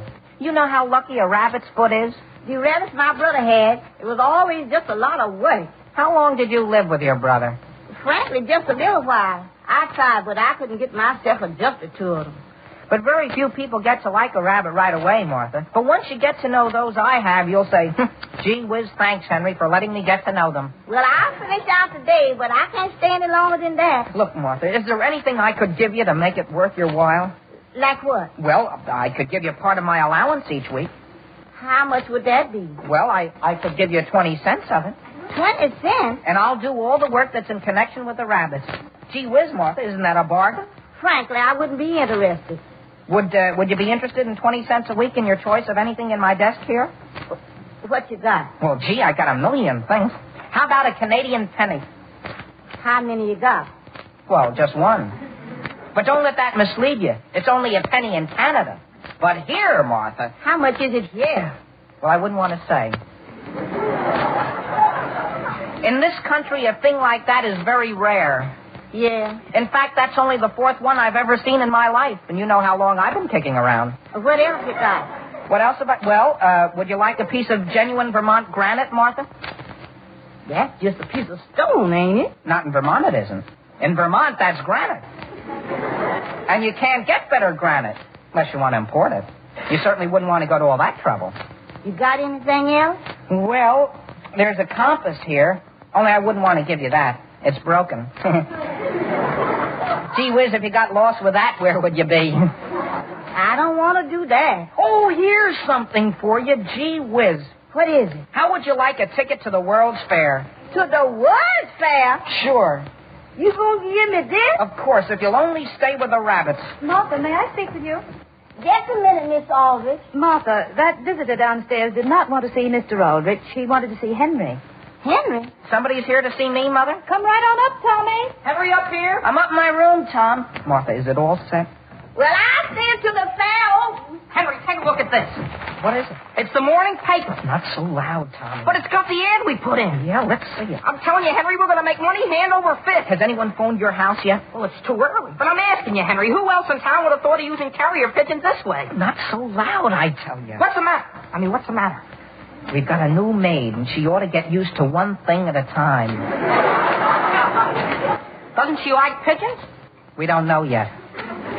She doesn't know you've got some up in the attic? She'll find it out, Tommy. She'll find it out. They're in the room right next to hers. Oh, Henry, is your mother in there? No, she isn't, Father. Tommy, fold the paper up quick and stick it on my desk. Where'd she go? Who, Mother? What is it, Sam? I dug my old blotter out of the trash barrel. I also found one of my good trout flies in there. I almost hooked myself on that thing every time I go into your desk drawer. You've no right to go in there, dear. That's my drawer, and everything in there is mine. Mr. Aldrich. Yes, Martha? A party wants to speak to you on the telephone. I'll be right there. Henry, isn't that the morning paper sticking out of your desk? Oh, that isn't ours, Mother. That's Tommy's. I'll take it, Mrs. Aldrich. There's no use bothering you with that. May I see it, please? Oh, Mother, have you ever noticed how this piece of granite sparkles? Henry, I'm looking at the advertisements before I do my shopping. Well, wouldn't you like to have me look at them for you? Oh, I certainly would not. Have you noticed the ads on this other page, Mrs. Aldrich? Over here? Yeah. Why should I buy a piano? I don't know. They say they're good pianos. Alice, will you please tell Martha not to call me every time the phone rings? Who was that call for? Tommy Walsh's mother wants to talk with him. She wants to talk to me, Mr. Aldrich? She wants me? Yes, Tommy? Henry, the first one's come. The first one's come. What has come? A message he was expecting. Sam, did you see this advertisement? What advertisement? I think it might interest Henry, too. What's it for, Mother? A clearance of men's and young men's shoes. Shoes? Let me see it. Here. Henry, are you too warm? Warm, Mother? What's the matter with you? I just thought I'd get down and see Tommy. Father, could I have the paper, please? One moment here. Alice, did you see this? What? This notice. It says, carrier pigeon service. Messages delivered to any point in Centerville. Low rates. Our birds can make 60 miles per hour under favorable conditions. Signed, Aldrich and Walsh, Incorporated. Sam, read that again. I'd rather not. Henry, do you still have those pigeons up in the attic? Well, less than a dozen, Mother. What do you suppose Martha's going to do when she finds them? But, Mother, Tommy and I can make some money. Henry, you don't imagine anyone is actually going to use any such messenger service, do you? Why not? We only charge 10 cents a message, and the whole thing's clear profit. Do you mean to say, dear, your pigeons can go any place you send them? Well, I couldn't go so far as to say that, Mother, but they're trained almost that well. And when Martha leaves, can your pigeons be trained to do the housework? Could I keep the pigeons in my room, Mother? No, dear. Henry, may I come in? Yes, Tommy. Listen, Henry, Mrs. Persons wants us to deliver a very important message for It's her. all off, Tommy. Tommy, what is the message Mrs. Persons wants delivered? Well, she didn't say. She just said we should come over right away. Then may I ask how a pigeon could possibly deliver a message for her? Oh, it'd be simple, Mother. We've got Dizzy Stevens working for us on a commission, see? He takes one of our pigeons over to Mrs. Persons and fastens the message on her foot, see? Onto Mrs. Persons' foot? No, onto the pigeons. How does it know where to go? It comes here. Whether the message is for us or not. Well, this is a relay junction. One of us then detaches the bird from the message, jumps on a bicycle, and delivers it. Sure, that's all there is to it, Mr. Aldrich. You don't say so. Could anything be more simple? And where is Mrs. Persons all this time? That's the beautiful part of it.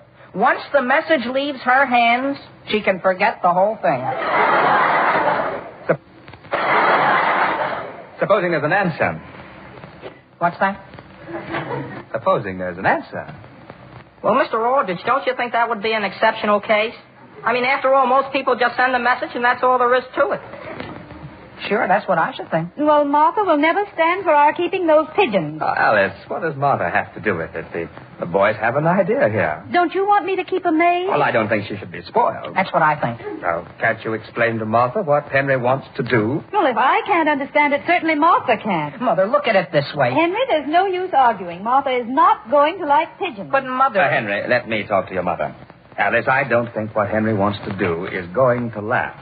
But I do think he should be allowed to try it. And I don't see why Martha should be afraid of pigeons. Would you like it if a pigeon should get into your room in the middle of the night? What harm could it do? Well, I'm sure I wouldn't like it. Where does the trouble seem to be, Henry? No place, Tommy. We just have a temperamental maid. Henry, if you must go through with this, supposing you wait while I have a talk with Martha. If you want my advice, don't mention the pigeons to her, and she won't even notice they're there. What on earth is that? It's coming from the attic. I think it's Martha. She's found the pigeons.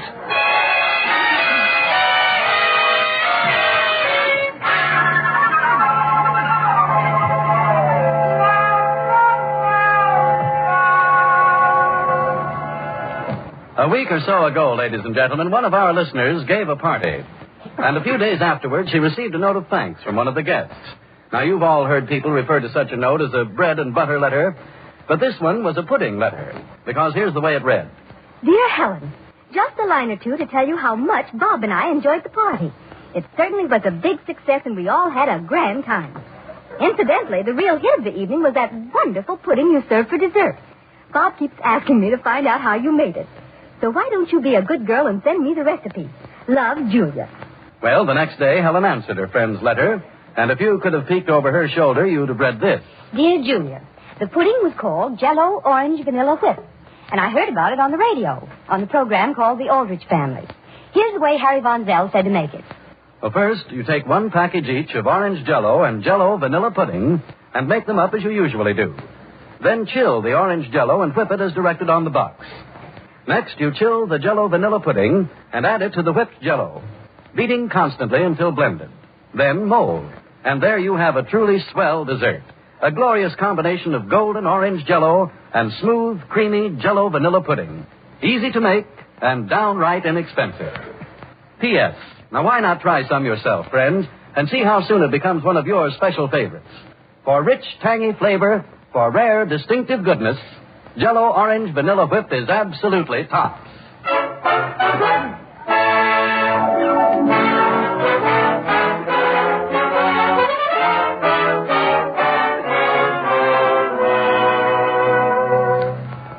Now, getting back to the problems of Henry. The Aldriches have a new maid who apparently does not like pigeons. The scene opens on the second floor of the Aldrich home. Sam, I've about decided you were right. Regarding what, Alice? Well, I don't think we should make Henry get rid of those pigeons just because Martha doesn't like them. You certainly aren't going to let her go, are you? Well, I thought you said I should. Well, that was before she made that beef stew we had for lunch. That was the best beef stew, Alice, I ever ate in my life. But if we let her have her way on the pigeons, she'll want her way on everything. It might interest you to know, Alice, that Martha no longer objects to the pigeons. How do you know? I had a little talk with her. What did you tell her? Well, I told her we'd give her $1 a week more. Sam Aldrich, you should never have told her that. But I like her stew. I still don't believe she's going to stay in a house with something she's scared to death of for only $1 a week extra. Well, if you must know, I gave her something else. What? My trout fly. She wanted it for a hat ornament. Well, at least I won't be hooked on it anymore. I also gave her a timetable. I thought she was staying. She is, until the Chicago World's Fair reopens. What year will that be? I've no idea, but she's staying until then. Mother! Where are you, Henry? I'm coming down the attic stairs. Have any pigeons flown in any windows down here yet? None that I've seen. Isn't that strange? How's your messenger service working? Fine.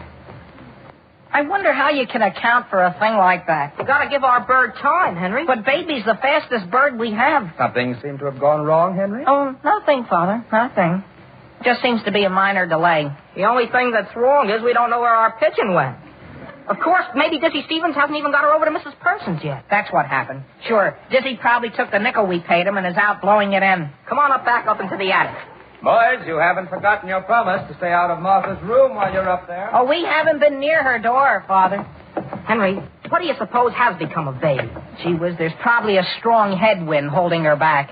But Mrs. Persons only lives a mile from here. Maybe she arrived when we weren't looking and couldn't see that this attic window here was open. If she can find this house, she certainly ought to be able to tell whether a window was open. Tommy, take a look outside. At what? Look, she's coming 90 miles an hour. That isn't the direction Mrs. Persons lives in. What difference does it make? She's coming, isn't she? She probably went around so she could come in on the wind. Well, where is she now? She's straight up there. Henry, I think I can see the message. Father, Mother, come up for the landing. Stand back from the window, Tommy, so we don't frighten her. Where is she? She's overhead. Gee whiz. She went right by. To where? I don't know. She didn't stop. Just when we need her. As a matter of fact, that might have been some other bird. You know, what we need is a pair of binoculars. Yeah. Has she landed, Henry? Not yet, Father. It was just an aeroplane or something. Well, Martha's on her way up there. Oh, well, come right up, Martha. All alone? Martha wants you to come down and meet her. Sure, I'll escort you up, Martha. Ain't none of them pigeons loose up there, is there? Gee whiz, no, Martha. Every bird up here is in her own cage. And look, Martha, they won't hurt you. I put my fingers right through the bars and they don't even touch me. Just let me in my room here. There you are, Martha. Close that door. Sure. Henry, take a look out the window. Where? She's right over there on the roof of the next house. Tommy, there she is. Hiya, baby. Father, Mother, hey, everybody, look outside. Come on, baby, come on. Martha. What's the matter? Leave your window open in case baby wants to come in that way. I'm going back to close it right now. Tommy, is baby coming? Here, baby. She just sits on the roof of Mrs. Kilmer's house. Maybe she wants a rest for a minute. After flying just 1 mile? Can you see the message? Sure. Look, Henry, she's coming. Yeah, only to the end of the roof, though. Well, that's in our direction, isn't it? Her instincts are right. Boys, did you have your bird yet? Where are you, Father? Down here on the back wall. She just flew onto the windowsill. And maybe she likes that house. Maybe she thinks we live there. Mr. Aldrich, could you get a stick and poke her? There's no stick down here, that log. Gee, if everybody would keep quiet a second, maybe she'd come over here naturally. Henry, she coming? She looked this way. That means she's getting ready. See that? What'd she do? She sat down.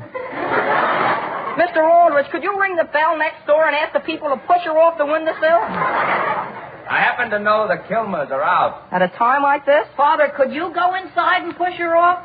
I could not. Well, gee whiz, do you suppose she's going to nest on that windowsill?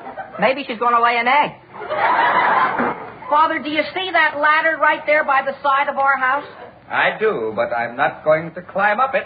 But she may be gone by the time we get down there. Sam, put that ladder against the house and help the boys. Where are you, Mother? I'm down here with your father. I'm not going to climb up the side of Kilmer's house. Well, wasn't it your idea that the boys go ahead with this? Well, I certainly didn't know it was going to lead to breaking into houses. Sam? All right, I'll help them. Oh, Henry, step into Martha's room and tell her it's time to start dinner. Yes, Mother. Martha, what you want? My mother says it's time to start dinner. You got that flying devil caught yet? Martha, if you'll come out, we'll give you protection to the foot of the stairs. Martha! Isn't she timid, though? Father, if you can get baby down, I think we can get Martha out. You don't say so. Don't talk to him, Henry. You want him to fall off that ladder? Must you mention my falling? Just talk to her, Father, and she'll come. What shall I say to her? Just say, here, baby. Come, baby. Here, baby. I'm not going to say anything of the kind. Mr. Aldrich, if you'll stand on the top rung and reach, I think you can get her. Sam, don't fall. Grab her quickly, but carefully, Father. Yes. Is there anyone else who would like to give me advice? Oh, gee, look who's opening that window. Was there something you wanted, Sam Aldrich?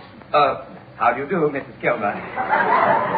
Where did the pigeon go? What pigeon? She didn't fly in your window, did she? What are you talking about? My father, he's trying to get a message. To me? No, from a pigeon. Henry, you're not helping matters any. Mr. Aldrich, she's down there on the limb of that tree. Father, all you have to do is move your ladder. I'm not going to climb anything more. Sam, if we don't get that bird, we won't have any dinner. I can't help it. What are you having for dinner, Mrs. Aldrich? Pigeon pie? Alice, if I don't stop now, I'll end by climbing everything in town. Mother, could you climb up the tree? No, dear. Could you throw a stick? There aren't any sticks. Could you just toss a stone in her direction? All right, dear. Not toward me, Alice. Be sure not to hit baby either. Here it goes. You're too high, Mother! Who'd do that? Gee whiz, Mother, duck around the corner. It went through Martha's window. Didn't I tell you you couldn't trust them damn pigeons? And now baby's flown away.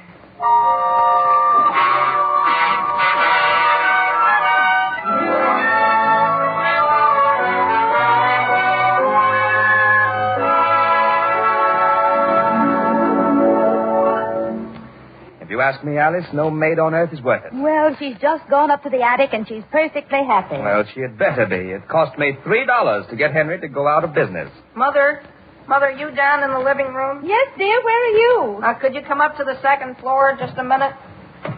Now, what is it? Martha doesn't want to go up to her room. Tell Martha there isn't a pigeon left in the house. No? No, my father made me give them all away, Martha. Yes, Martha. Henry even gave his rabbits away just so you'd stay. I appreciate that. Only I never been up there before in the dark. Well, there's a light in your room. Not till I get to it.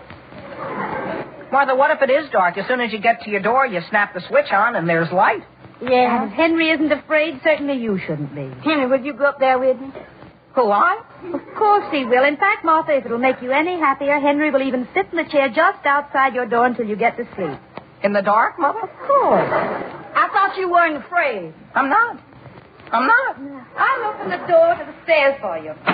There you are. Henry, you go in first. Oh, you can go first, Martha. Then if anything happens, you know I'm right in back of you. Henry? Henry? Mother, I'll lead the way. Are you coming, Martha? Yes, sir. Good night. Gee, I didn't realize it was so dark up here. What's that? It's the chair outside your door. There's the light, Martha. Go right in. You gonna sit out here? Sure. I don't mind the dark. Good night. Good night. Martha ain't afraid either. Martha? What you want? Do I have to sit out here like this that very long? You'll get used to it after a couple of nights. Where did I put my nightgown? Come over here, you little rascal, to say good night. Martha, you sure it's all alone? I like to talk to myself. Now, Martha, turn out the light and get in the bed. My goodness, but it's quiet in this room. Henry! Mr. Henry! Well? I'll let you know when I'm asleep.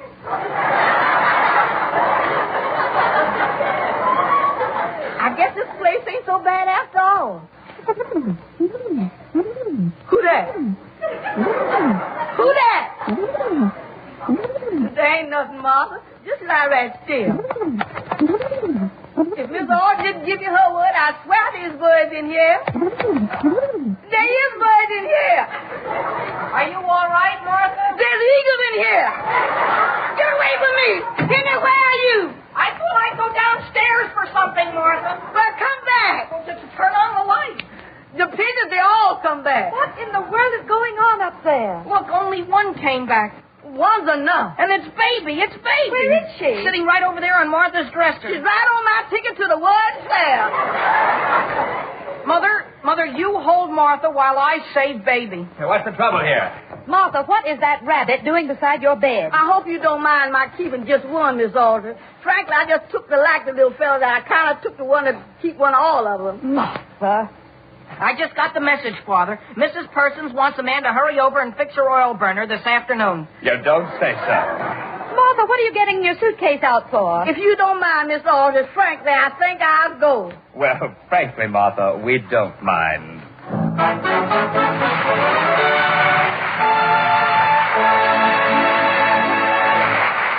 Henry Aldrich will be back again in just a moment.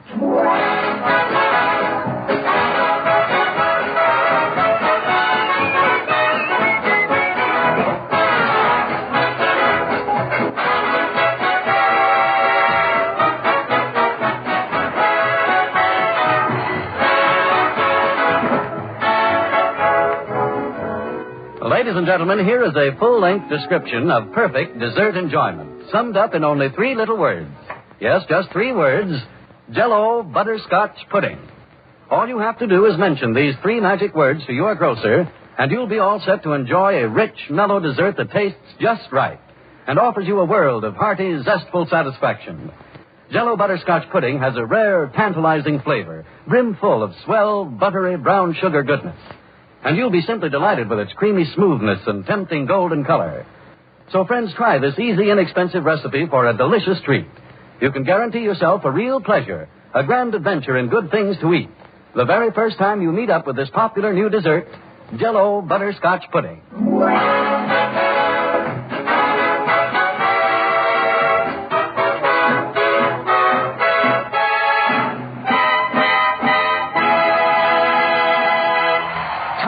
Tommy, look at the advertisement. I just answered. What is it? I'm going to take a course. I'm going to be a railway clerk. Do your folks mind you're leaving home? Shh. I'm not telling them until I'm all ready. Well, maybe Henry will be sorting your mail.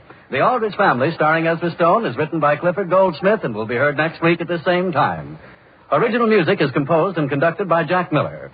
This is Harry Von Zell speaking and wishing you good night for those delicious new desserts all America's talking about. Jell-O pudding.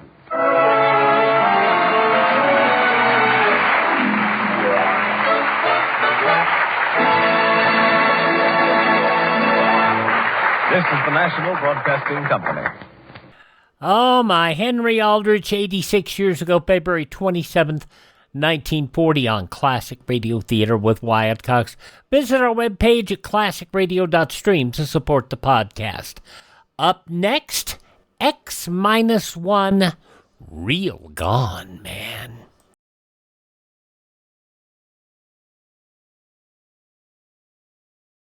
Civil defense is common sense. This is Boris Karloff. No one can guarantee the survival of every home during a nuclear war, but a strong civil defense can save millions of lives. Make sure that yours is one of them. Learn how to protect your home. Call Civil Defense today. So I don't normally run science fiction on these shows where we're doing comedy, but this one's kind of funny. Because you have the disc jockey, Al Jazzbo Collins, who did some television for NBC, and now he's doing this radio episode of X-1, Real Gone, 69 years ago, February 27th, 1957. Countdown for blast off. X-5, 4, 3, 2, X-1, fire.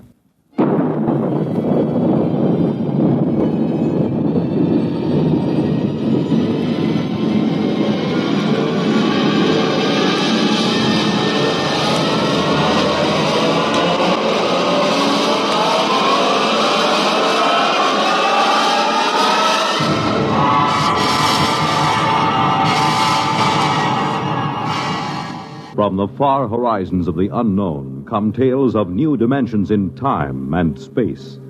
These are stories of the future, adventures in which you'll live in a million, could be years, on 1,000 maybe worlds. The National Broadcasting Company, in cooperation with Galaxy Science Fiction Magazine, presents Minus 1.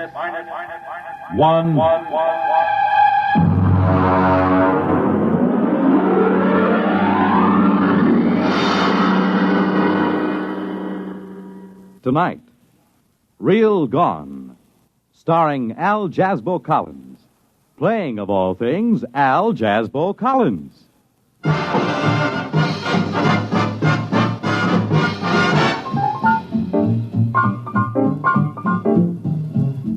Oh, come in. Come in. Glad to see you. Albert here, your Collins friend. Just a minute. I'll close the door. You know, when you run a disc jockey show, the song pluggers just seem to ooze through the grain of the wood. There. Well, we won't be bothered for a while. Have a seat. I'll take this record off the chair. Hound Dog. Exclusive to me. Sung by Helen Traubel with the Vienna State Symphony Orchestra, under the direction of Felix Weingartner. Now sit down. You do the writing for that Real Gone show on NBC, don't you? That X-1, with the rocket ships and the three-headed men from Mars and all that jazz. Well, that's why I asked you up. I ran into a little something. Just an idea, you know. I figured maybe you could English it up and use it. It's about a friend of mine, Ralph Therian. Did you ever hear of him? He's an artist. I don't mean records or a musician. I mean an artist, a sculptor. I ran into him during the war. He used to sit in the barracks making busts of the sergeants out of GI soap. And when they had him on KP, they couldn't trust him to peel potatoes. He'd end up doing caricatures of the captain and the lieutenants out of raw spuds. Man, he was the greatest. He got the whole company restricted for a week when we were stationed somewhere near Boston.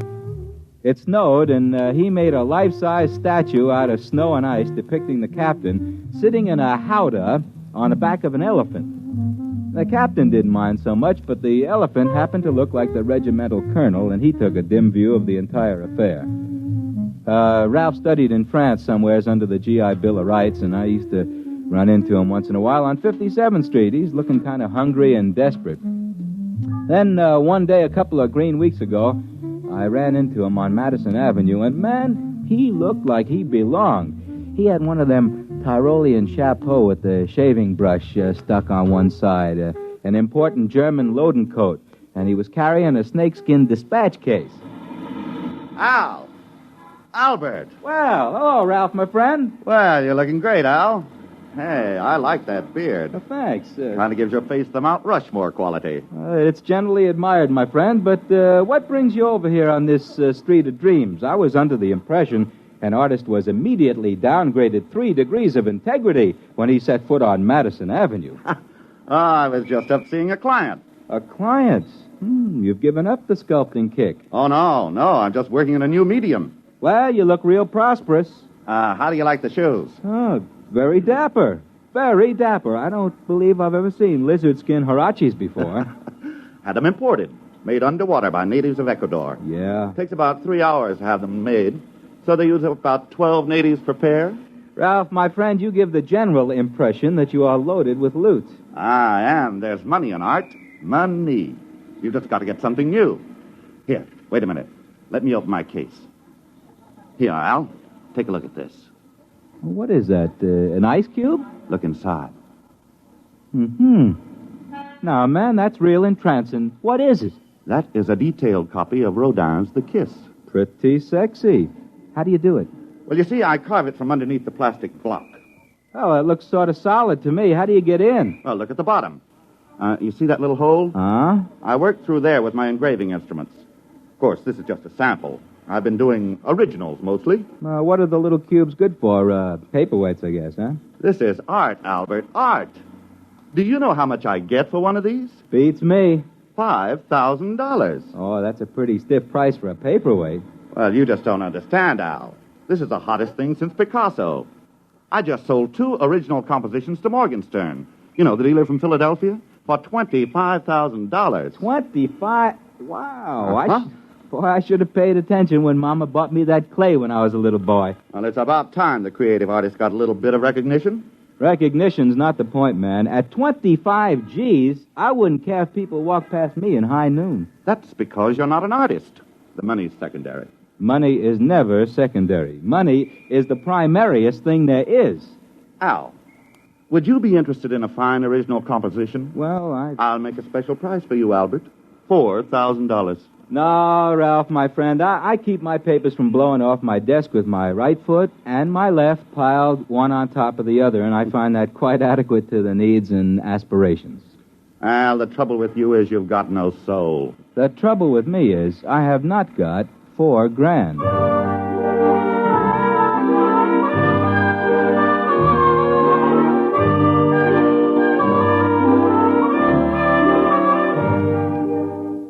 This sort of thing is happening to me all the time. For example, I have a barber who plays unaccompanied Bach chaconnes with a 1/4-inch drill and a length of steel pipe.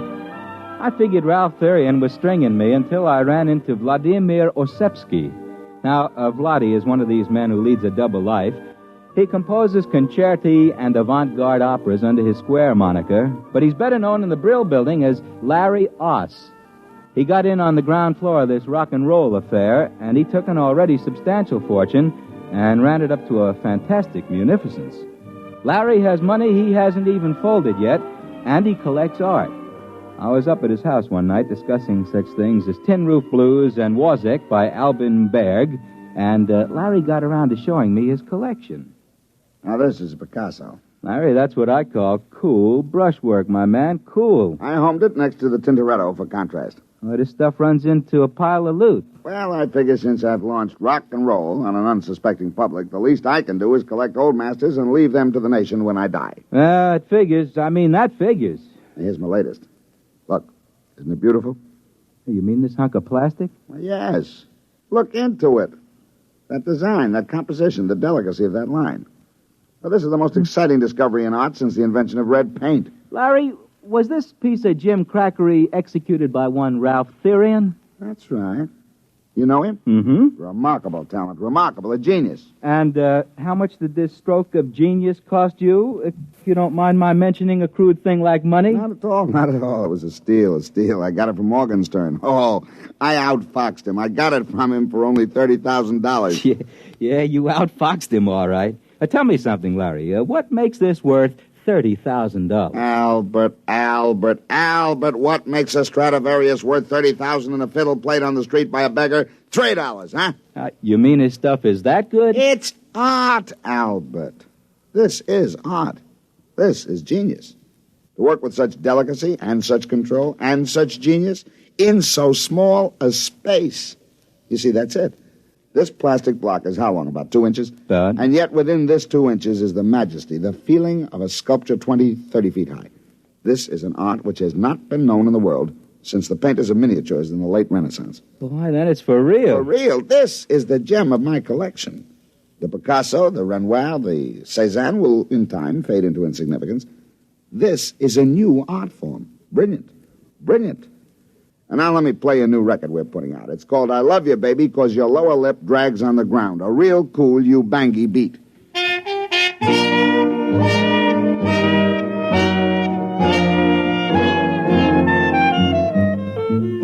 Well, I let Ralph Therian's new art form slip my mind for a while I struggled with song pluggers, advertising salesmen, account executives from the agency.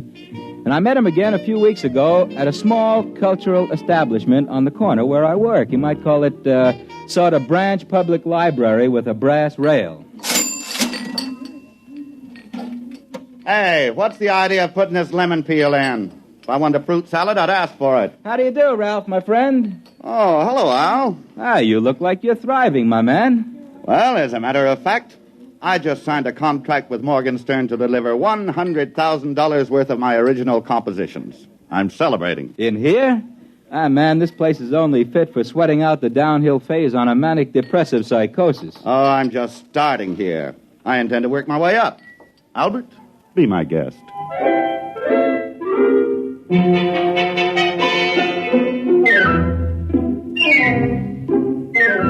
Well, I just had a difficult morning with the station manager who has an illusion in his little ricky-ticky mind that my program is the answer to Lawrence Welk and Guy Lombardo.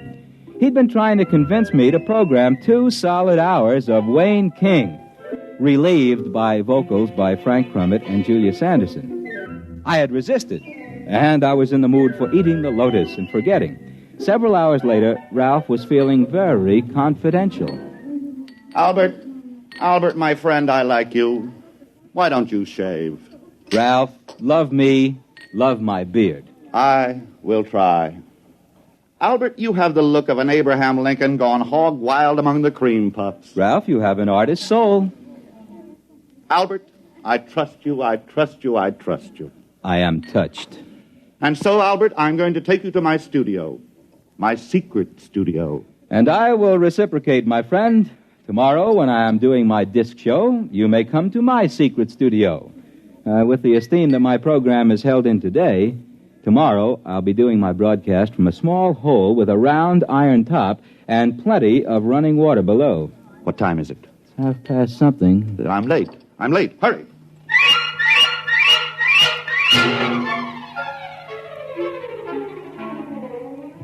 He took me to a loft somewhere down in the banana warehouse section. He had 3 locks on the door, and he opened them with 3 separate keys. I stepped inside and took a look around. The loft stretched a whole city block. The only thing that kept the New York Rangers from using it as a practice rink was the lack of ice. It was empty, except in one corner of the room there was a mess of machinery. Looked as if someone had eviscerated a television set and left it to die of shock. There was a weaselly-looking little man in a shiny blue suit standing in the middle of the floor tapping his foot. Therian, I've been waiting for half an hour. Where have you been? Now, take it easy, Burson. Take it easy. Plenty of time. I've told you the active life of the catalyst is only... Who's this? This is my friend Al. Al Collins. Well, who is he? And what is he doing here? I've told you we must have no one here. Now, he's my friend. I trust him. Oh, I suppose you've told him all about it. Yes, I have. Have you got the stuff? Certainly I have.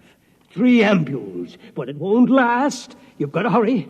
Roll up your sleeves. Oh, now, just a minute, both of you gentlemen. If I've been brought down here to witness the inoculation of a little happy juice into somebody's arm, I'm leaving. I have no desire to tangle with the Federal Narcotics Bureau. Now, Albert, do I look like I'm taking narcotics?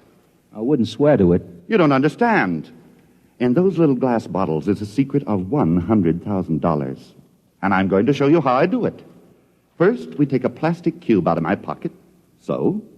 We put it down on the grid in the middle of the floor. So. Now, if you will kindly step to the outside of the white line painted on the floor. Back there. Go ahead.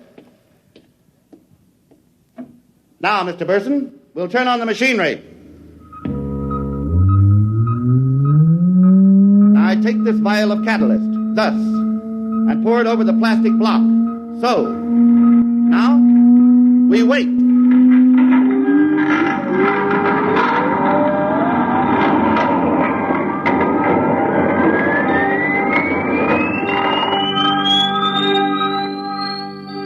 We stood there at the edges of that loft and watched that tiny plastic block sitting in a frame on the middle of the floor.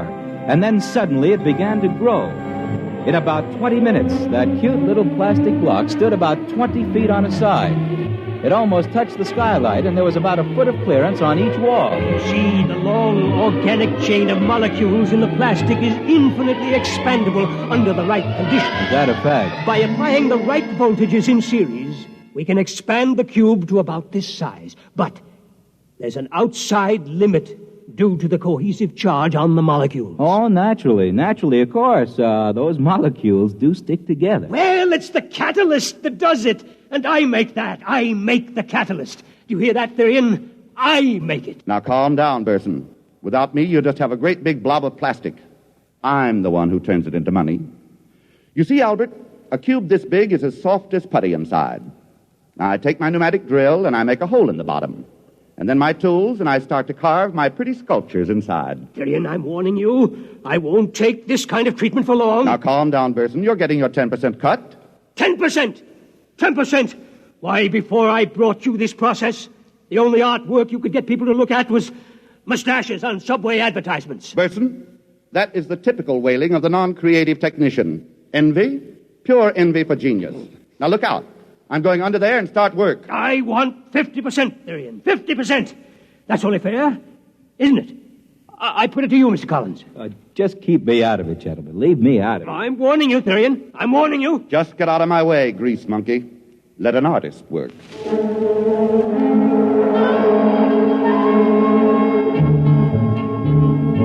Ralph crawled under the giant cube and started to work. I could see what he was drawing, a collection of lovely ladies, something like the closing number at the Union City Burlesque. Didn't look very good. The lines were kind of thick and muddy, had a kind of a soft and sloppy quality to it, just about as if you were carving in butter. Took him about an hour, and then he crawled out. Just about in time. Well, what does it say on that watch? You've got about 20 seconds left. You cut it pretty fine there, Therian. It's all right. It's a masterpiece. Wait a minute. Okay, now. There she goes.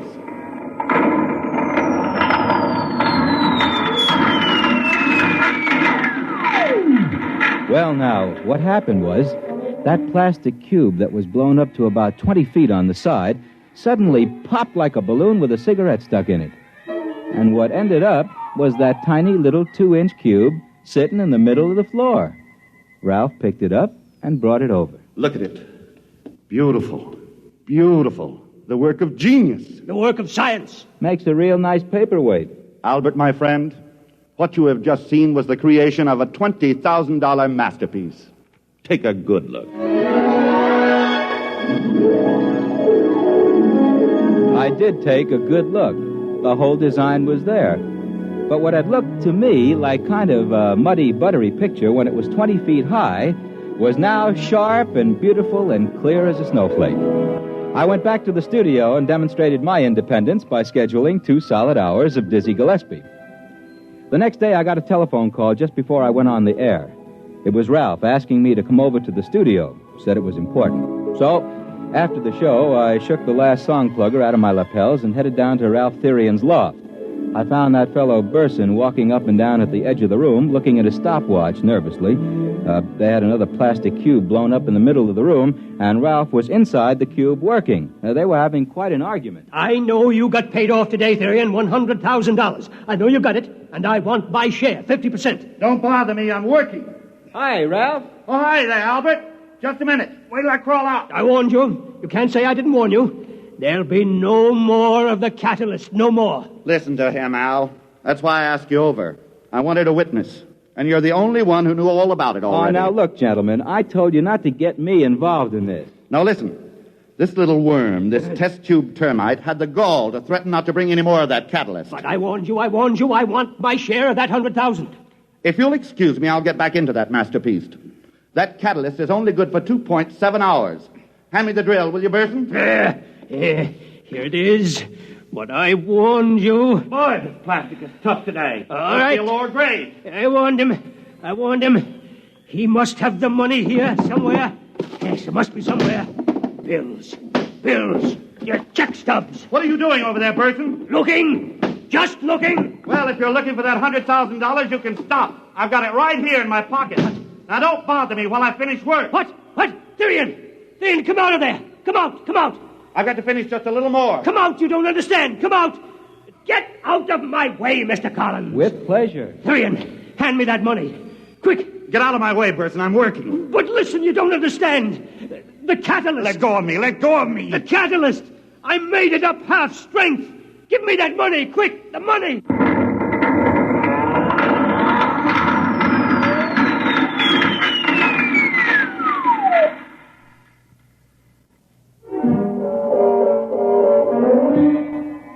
Well, that's all there was to it.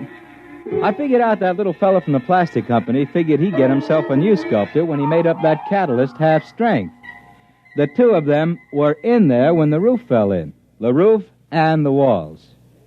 Well, that's about all there is to it.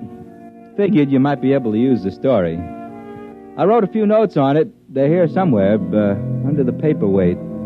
Oh, would you like to see the paperweight? Little plastic cube about 2 inches. Look in there. Two fellers with their hands around each other's throat.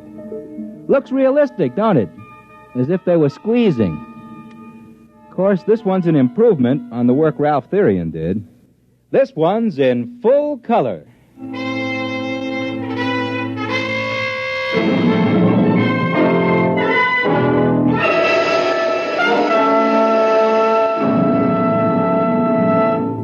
You have just heard X-1, presented by the National Broadcasting Company in cooperation with Galaxy Science Fiction Magazine, which this month features The Victim from Space. A time to sow, a time to reap, a time to live. All the Agathians agreed with this, but not when it came to a time to die. Galaxy Magazine, on your newsstand today. Tonight, X-1 has brought you Real Gone by Ernest Kenoy, based on an idea by Al Jazzbo Collins, and starring Al Jazzbo Collins as himself. Featured in our cast were John Barragray as the late sculptor Ralph Therian, John McGovern as his equally late scientific collaborator, and Harold Huber as the fabulous Larry Oss. This is Fred Collins. X-1 was directed by Kenneth McGregor and is an NBC Radio Network production.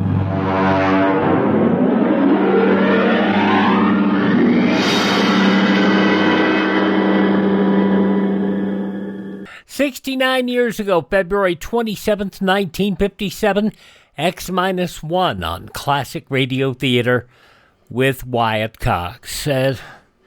Jazzbo Collins, he is what he is, or is what he was. Let's check in with David and Claudia next.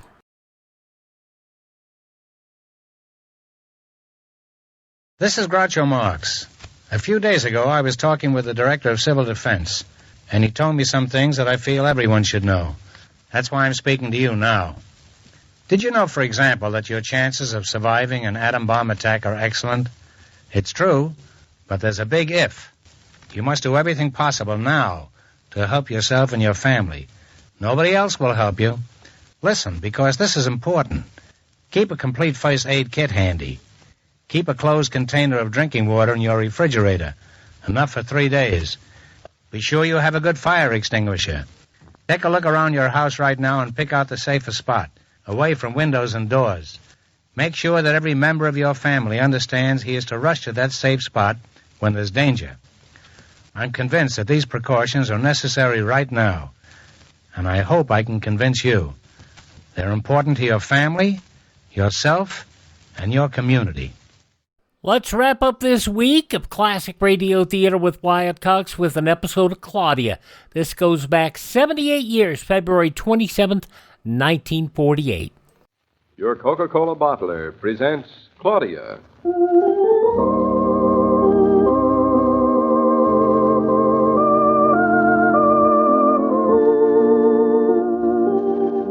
Claudia, based on the play and novels by Rose Franken.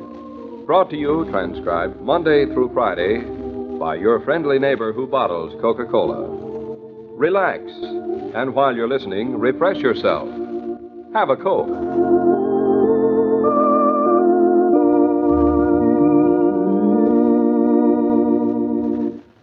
And now, Claudia.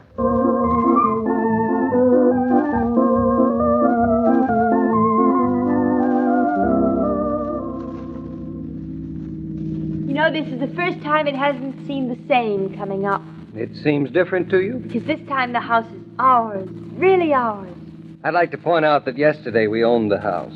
Today we only own part of one. Doesn't it make you nervous what we're doing today? Makes me feel just like I did when Bluff had an infected foot. A little surgery never hurt a good foot or a good house. Now that you've started to have it torn down, it doesn't seem so much like a little. It sounds a lot more like a lot. No, nothing to it.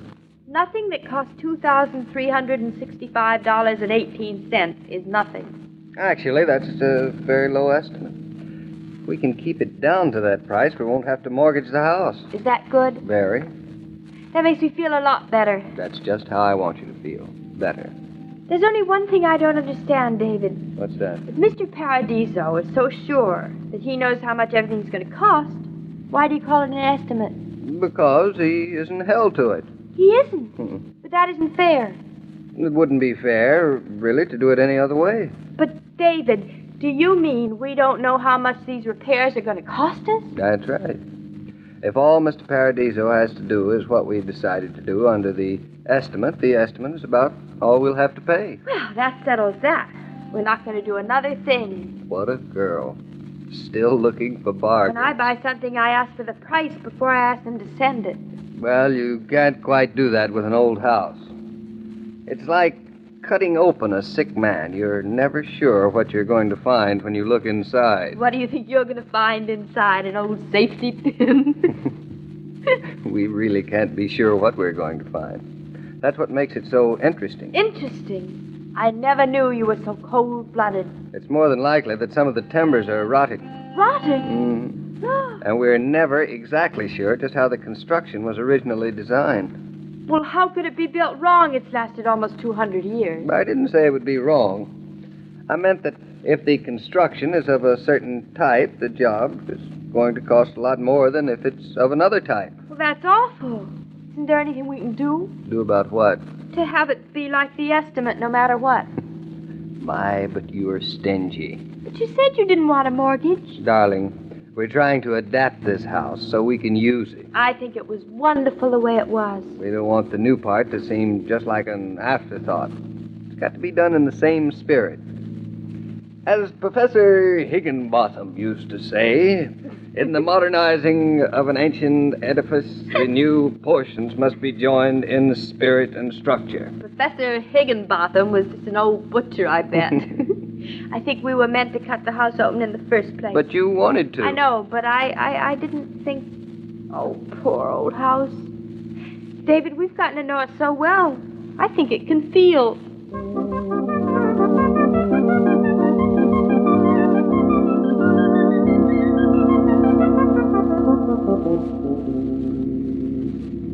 Doesn't it look wonderful?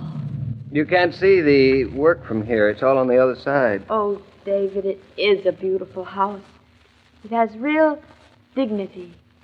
It looks as though the person who built it was really proud of what he was doing. Now you're really beginning to catch on. Catch on to what? To what a good house we've got and how careful we've got to be when we try to match it with a new wing. Here's Mr. Paradiso. Mr. Paradiso, we're here. Hello, Noddens. You going to be looking over my shoulder while I make the incision? Why does everybody have to talk like this is an operation? Have you started yet? I've started all right, and I feel as though I'm already finished. Hello, Mrs. Norton. Hello, Mr. Paradiso. It's very hard work, I bet it is. Yeah, it's a tough job, Mrs. Norton. Lots of angles. Oh, I know. You mean the way the roof is, the way it's one side longer than the other. I don't think he means that angle, Claudia. I wish I did. Well, we'll work this thing around till it makes sense. Have you really started working, Mr. Paradiso? Started working. Mrs. Norton, this is the middle of the afternoon to us. At 11 o'clock? Well, we've been on the job since 7 this morning. Got 5 men here. Can't you hear them? I hear them. Sounds like an army. Well, it's only 5 men, but they know what they're doing. I thought you were going to have 8 or 9. Same thing. I'm giving them a hand myself. Oh. Can't see a thing from this side of the house. Everything looks so nice and healthy and peaceful. You should see the other side. Ever see any pictures of Berlin or that place in England? What was it? Coventry. Yeah. Don't tell me anymore. Or Stalingrad? That's the way the other side of your house looks. I don't know why we couldn't have been happy just to have things the way they were. It was a beautiful house. And it was good for almost 200 years. Now, don't worry. We'll get it all back together again. I could do it blindfolded. And not have anything left over? That part's up to the architect. What's the matter with you this morning? Nothing the matter with me. Last time we talked, an architect was just about important enough to carry his builder's hat for him. Yeah, but this house you bought acts like a dame. She's trying to get me into trouble. Trouble? David, if you two have hurt that house, Jared Tucker and I will never forgive you. It's none of his business. What sort of trouble? Well, you were right about the wall we're putting in the bays. I was afraid we wouldn't find it as simple as you hoped. It still isn't as bad as you think. But I think I can lick it. You got a better idea? In the right spirit? I got lots of them. Come on around. I'll let you take a look. Come on, Claudia. You can see for yourself your poor old house isn't crying. Tears or no tears, I couldn't stand looking at it. Maybe later when it's put together a little. Later when it's put together a little. Ha! As if she didn't know it won't be together for months. Mr. Norton, I sure get a kick out of your wife. Don't let her fool you, Mr. Paradiso. She's not fooling. Well, let's go and see how bad this is going to be. Well, I tell you, Mr. Norton, with a good builder, these things aren't serious. Now, you take those old fogies around each. Goodbye. Hey there, you. Don't run away. Why, hello, Mr. Tucker. You can't run away from Jared Tucker like that. Hey, you. No, they won't listen. Good morning, Mr. Tucker. Howdy, Miss Norton. Got no time for politeness or manners this morning. Excuse it, please. Got to catch them 2 vandals before they rip down that old house. Say, where'd they go? Well, they went around the other side where they're doing the repairs. Repairs? Mm-hmm. What repairs does that house need? I want to know. You whippersnappers, you vandals. But that's Mr. Norton, Mr. Don't you think I know that? Fooled me completely. Did that husband of yours. Completely bamboozled me. Made the biggest mistake of my life, but it ain't all my fault, neither. Blame my sister for it, too. Busybody, meddling old woman. I don't think you mean any of that. Do you, Mr. Tucker? Why, if it wasn't for Delilah, I'd let Mrs. Reed buy this house in the first place. Wouldn't have to sit here, and watch somebody tear it all to pieces. We're not tearing it all to pieces. Oh, you ain't you? 7:30 this morning, I seen that truck drive up in that car with men into it. And I says, Delilah, we'd better watch out. There's some fellers trying to monkey business at that salt box. And as good neighbors, we ought to watch out for the young folks and see nothing's done that shouldn't ought to be, I says. That was very sweet of you, Mr. Tucker. And sure enough, when I come over here, they're hammering and a sawing and a sawing and sawing and ripping and cutting. And when I tell them to stop, some young whippersnapper told me, if I don't mind if I watch, provided I keep my opinions to myself. But if I was like all the other old fogies in Eastbrook, I'd ought to know this ain't my land. I'd ought to clear off, he says. Oh, Mr. Paradiso, I never should have said anything like that, Mr. Tucker. Well, don't mind what he said. It's what he's doing. He's ripping down that nice house that was good enough for the Tuckers since 1760. 1760. Probably putting up one of them new gym cracks that ain't good enough to last more than a single generation. Oh, Mr. Tucker, now that isn't what we're doing at all. Oh, it isn't, eh? No. I mean, we're trying to preserve the original just the way it was, only we're trying to add just a little more room. Room?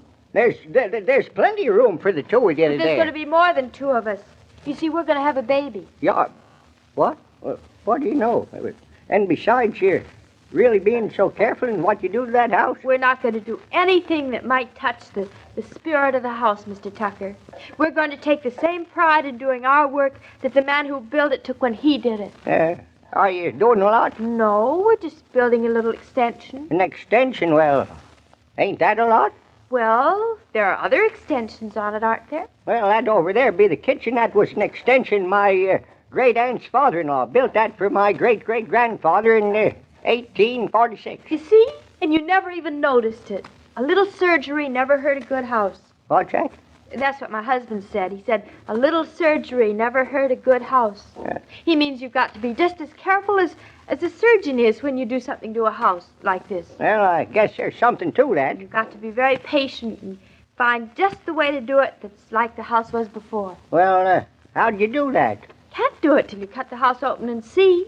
That's all they're doing this morning. Just like a surgeon. That's funny, the newfangled things folks are thinking of today. Don't you think that your great-aunt's grandfather... father-in-law. Father-in-law was doing the same thing when he built the kitchen extension. Well, maybe he was. Don't know if he had enough sense. Little surgery never hurt a good house. I'll have to tell that to Delilah. Well, what else you folks do? Well, let's see. There's the extension and, oh, yes, we're going to put in a heating system, and then we're going to put in a big bay window on one wall of the dining So room. people can look in? So we can look out, where we can sit and look out at the farm. The farm, eh? Well, that ought to be kind of pretty. It's a beautiful farm, Mr. Tucker. That's funny. I never thought of doing that myself. But then I never been much of a surgeon, you know. Well, it's nice to look out at a piece of land as pretty as that and know it's all yours. But this isn't all ours. It ain't? Nope. We can see the walnut tree from the window, and we gave it back to you. Remember? Walnut tree, say, that's a right pretty tree, you know. It certainly is. Say, listen, Miss Norton, I've been thinking, but don't say nothing to Delilah. I promise. It's right neighborly of you to give us back that there tree. Give? But I don't know as Delilah and I ought to accept it. Don't tell Delilah I said so.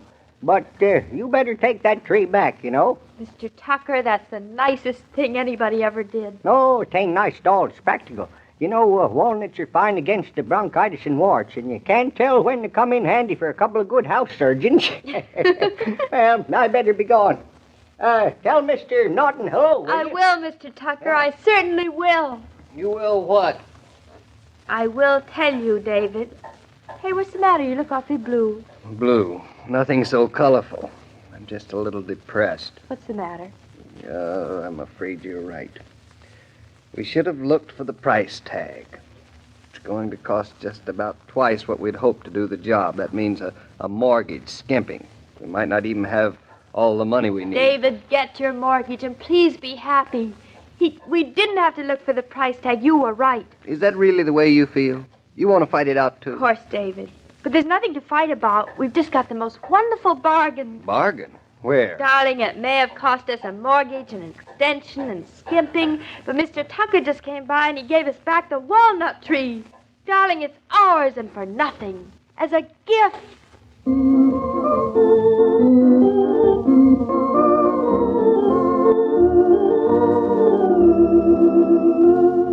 These programs star Catherine Bard as Claudia and Paul Crabtree as David.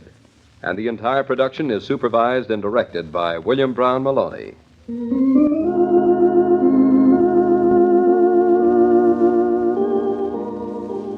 Every mother likes her youngsters to have a good time, so she wants to encourage party giving. But she wants at the same time to discourage extravagance. There's a happy way to combine hospitality and economy, and that's to serve ice-cold Coca-Cola. Nothing pleases young people more. Yet Coke is still only 5 cents, just what it was back in 1886. And today, as always, it's the delicious drink you think of when you want the pause that refreshes.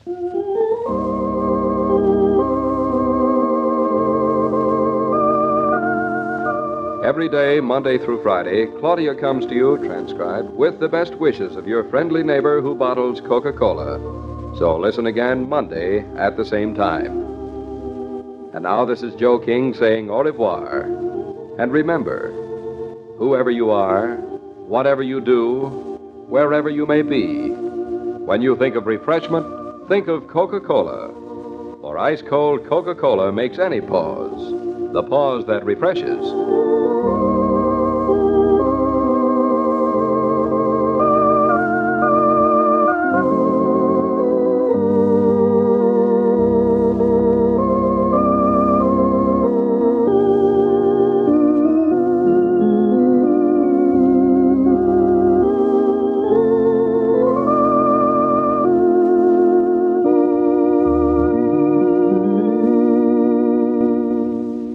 No big project goes without problems, and that's what they're having. Claudia, as it was broadcast 78 years ago, February 27th, 1948, here on Classic Radio Theater with Wyatt Cox. Tomorrow on the podcast, we will have Have Gun Will Travel and Gunsmoke as usual, and then the Lux Radio Theater production of Guadalcanal Diary, the U.S. Marines versus the Japs, from February 28th, 1944, and Fibber and Molly. Have yourself a great day. We'll talk to you tomorrow and next week right here on Classic Radio Theater. I'm Wyatt Cox.